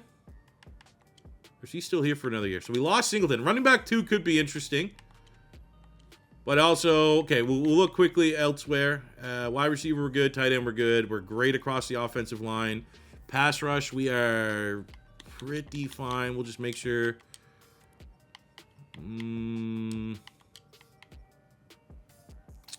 Yeah, we're good. What we got here? Ooh, a couple dogs. Oh, this guy. Kenny Murray. I don't even need a D tackle. Kenny Murray and Malik Sloan both look pretty nuts. D tackles. It's like they reversed nose tackle cheese and just gave us undersized D tackle cheese. Quickly looking at the linebackers here. Usually speed's a good indicator if you have any 4-4 guys. This guy, Jared Porter. Meh. Will linebacker. No one really has the profile. Corners. These are like an A-man guy. No, does not exist. All right, quickly. 40 seconds. Can I draft a good RB2? Ooh, both these guys look pretty good. It's going to be one of these two, I think. Will McQueen, 4.55. Sanderson. And there's another one down here that looked pretty good. Mayberry. Let's go McQueen. I ain't mad at that. That's safe. A break tackle, A carry. 24 true value at 32. Ooh, no dev trade. Dang. Still not too bad. I'm going to be honest, I sieved out the draft after that. I don't need anything. Our team is ready to go. And RB2, though, is what we need. And we get Will McQueen, who's, I mean, that's an RB2 right there. 92 acceleration, 91 carry, 225 pounds. When our first power back gets tired, he can come in and just pound the rock. Just for reference, though, in case we were truly just trying to chase, like, the #1 player, Malik Sloan, talked about him at defensive tackle. 80 rated. And he was like, what? You might have been able to get him in the 3rd round. What's the dev trade? I may need for my rebuild to kind of go off of just default draft classes. Maybe we need to make like D tackle weak. Could look at maybe corner, tuning that a little bit. Year 5, it almost feels like this is a Super Bowl or bust because anything less than a Super Bowl wouldn't make sense for this team. I mean, 92 rated. We had Garrett Wilson to a Super Bowl winning offense. That's it. Everyone else is also throughout this year got to get better. No one's at their ceilings.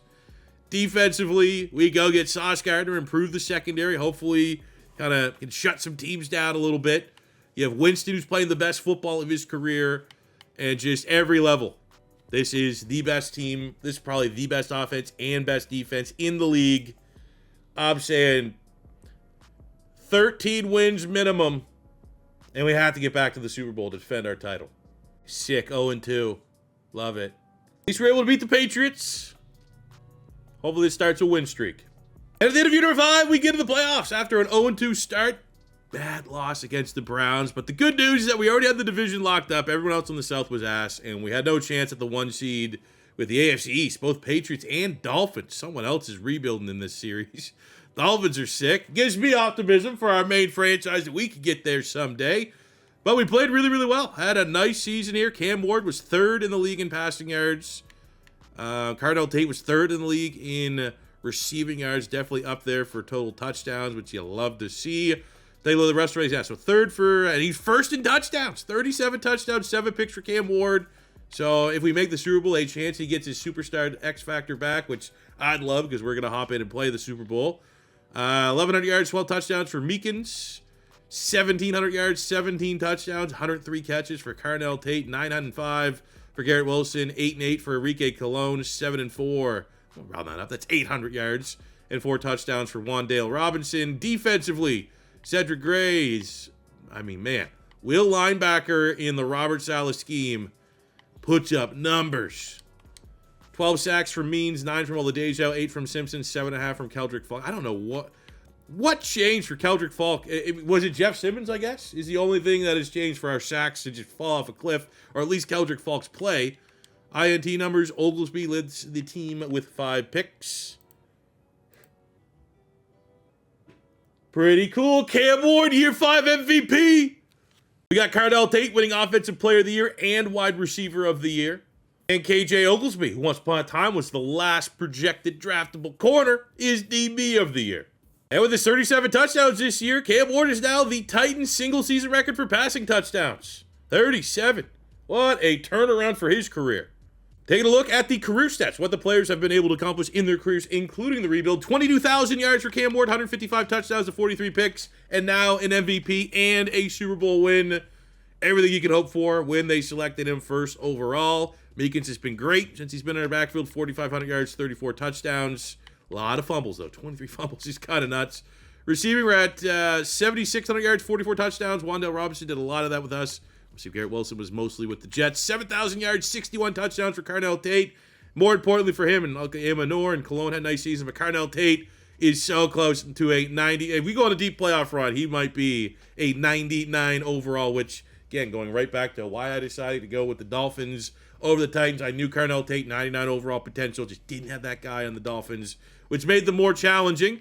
Defensively, we're just getting close to the 1,000 tackle mark for Cedric Gray. What a career. He's definitely got the game ball on the defensive side of the ball for this whole rebuild. 47 sacks, 103 TFLs for Keldrick Falk, 41.5 sacks for Oladejo, 36.5 for Means, Gray with 31.5, INT, 17 picks, Sauce Gardner. We just got him for a rental, Gray and Winston. Falk was pretty good. I think he got most of those picks with us as well. There you go, at home. We look to defend our Super Bowl crown here. Up first against Justin Herbert, the social media quarterback. And is that a raccoon? What is that thing? Either way, we cannot have our little mini dynasty down this rebuild end at the hands of Justin Herbert. I think Herbert has 2 picks already. Our defense is swarming. How many more excuses are they going to make for this guy? I like Justin Herbert, by the way. Let's pull ahead here. 21-10. Just see this one out. Use our playoff experience that we all gained last year to ensure victory and to give us a spot in the AFC division round. 35-17. The Titans do what is expected of them. And we are moving on the back of a really, really solid performance. Not a lot of yards, but the touchdowns are what matters for the league MVP, Cam Ward. In the division round, we get another prolific offense of the Bengals. Number 3 offense, number 2 passing offense. Their defense has figured it out, led by Sexy Dexy. The words I would never say is the Bengals have figured out how to play defense. But, look at the super team we've built here in Tennessee. I don't know who's stopping us. But I suppose if you played Madden over the last couple years, Joe Burrow, Jamar Chase, all-timers certainly could throw a wrench in things of us trying to make it back-to-back Super Bowls. But there is an element of we have built a super team. Super teams should play and perform like super teams, which means we got to at least make a Super Bowl. We can lose in the Super Bowl. The Super Bowl sometimes is a pick 'em. But to not even make it to defend our crown would be pretty brutal. So let's hop in. 4:36 to go and see if we can help them tie this game up.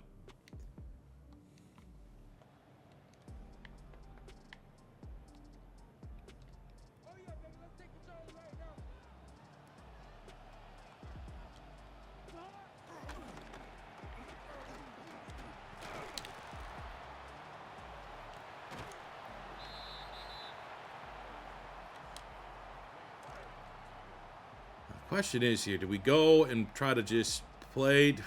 Do we play so that Salah has an option to go for 2 and win? And chew the clock here a little bit? Or do we try to score quick so we can get 2 possessions? Potentially.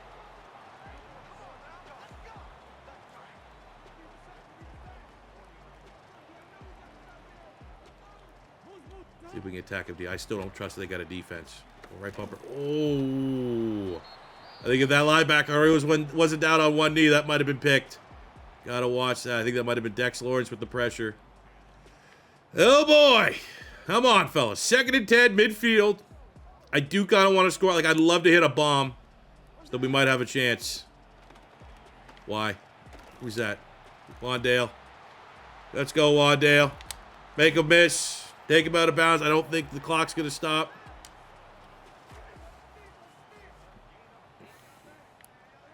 Come on, Carnell Tate. That's what we want to see. Carnell Tate. Throw on the run. Oh, why? I honestly think Cam Ward has some of the best throw on the run. His ratings. We developed him as an improviser quarterback. You'd think there'd be a better throw on that one. Try again to Carnell Tate. Top of the... Do it yourself. We got mobility. Oh. Okay, we're just in a spot. We'll go mesh against spread, but we just taking up too much time to try to get that 2 for 1. This be A. Minor. Do I go to the Canadian? I don't like it. Throw it away. Oh my God, this is not good. C4 specials in play. We gotta throw it. We're a throw the ball team. Carnell Tate, looking at you the whole way. You're 98 overall. If the Bengals needed Jamar Chase, he would show up. But all eyes are on Robert Saleh. Is he going to go for 2? Still time. We still got our timeouts. I think we kicked the points to try to play defense. Oh, they scored. I'm going to help again. Slant. Wait a minute, Garrett Wilson. New Titan Garrett Wilson. Ooh, that's a... Oh. Oh, I should just let him auto catch it. I wonder if I didn't do anything, he would have just caught that. That's how wide. There's no way he drops that. I don't like it. Okay. Almost, that could have been picked, but in a couple yards, get the clock going. So, I mean, you don't really want to do. We got 2 timeouts. Can we send Tate deep here, potentially? Taking a lot of time. There's a little bit of separation. We just got a noodle arm, dude.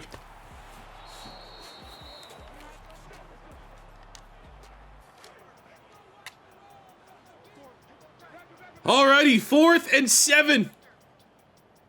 Getting back and defending our Super Bowl crown on the line here.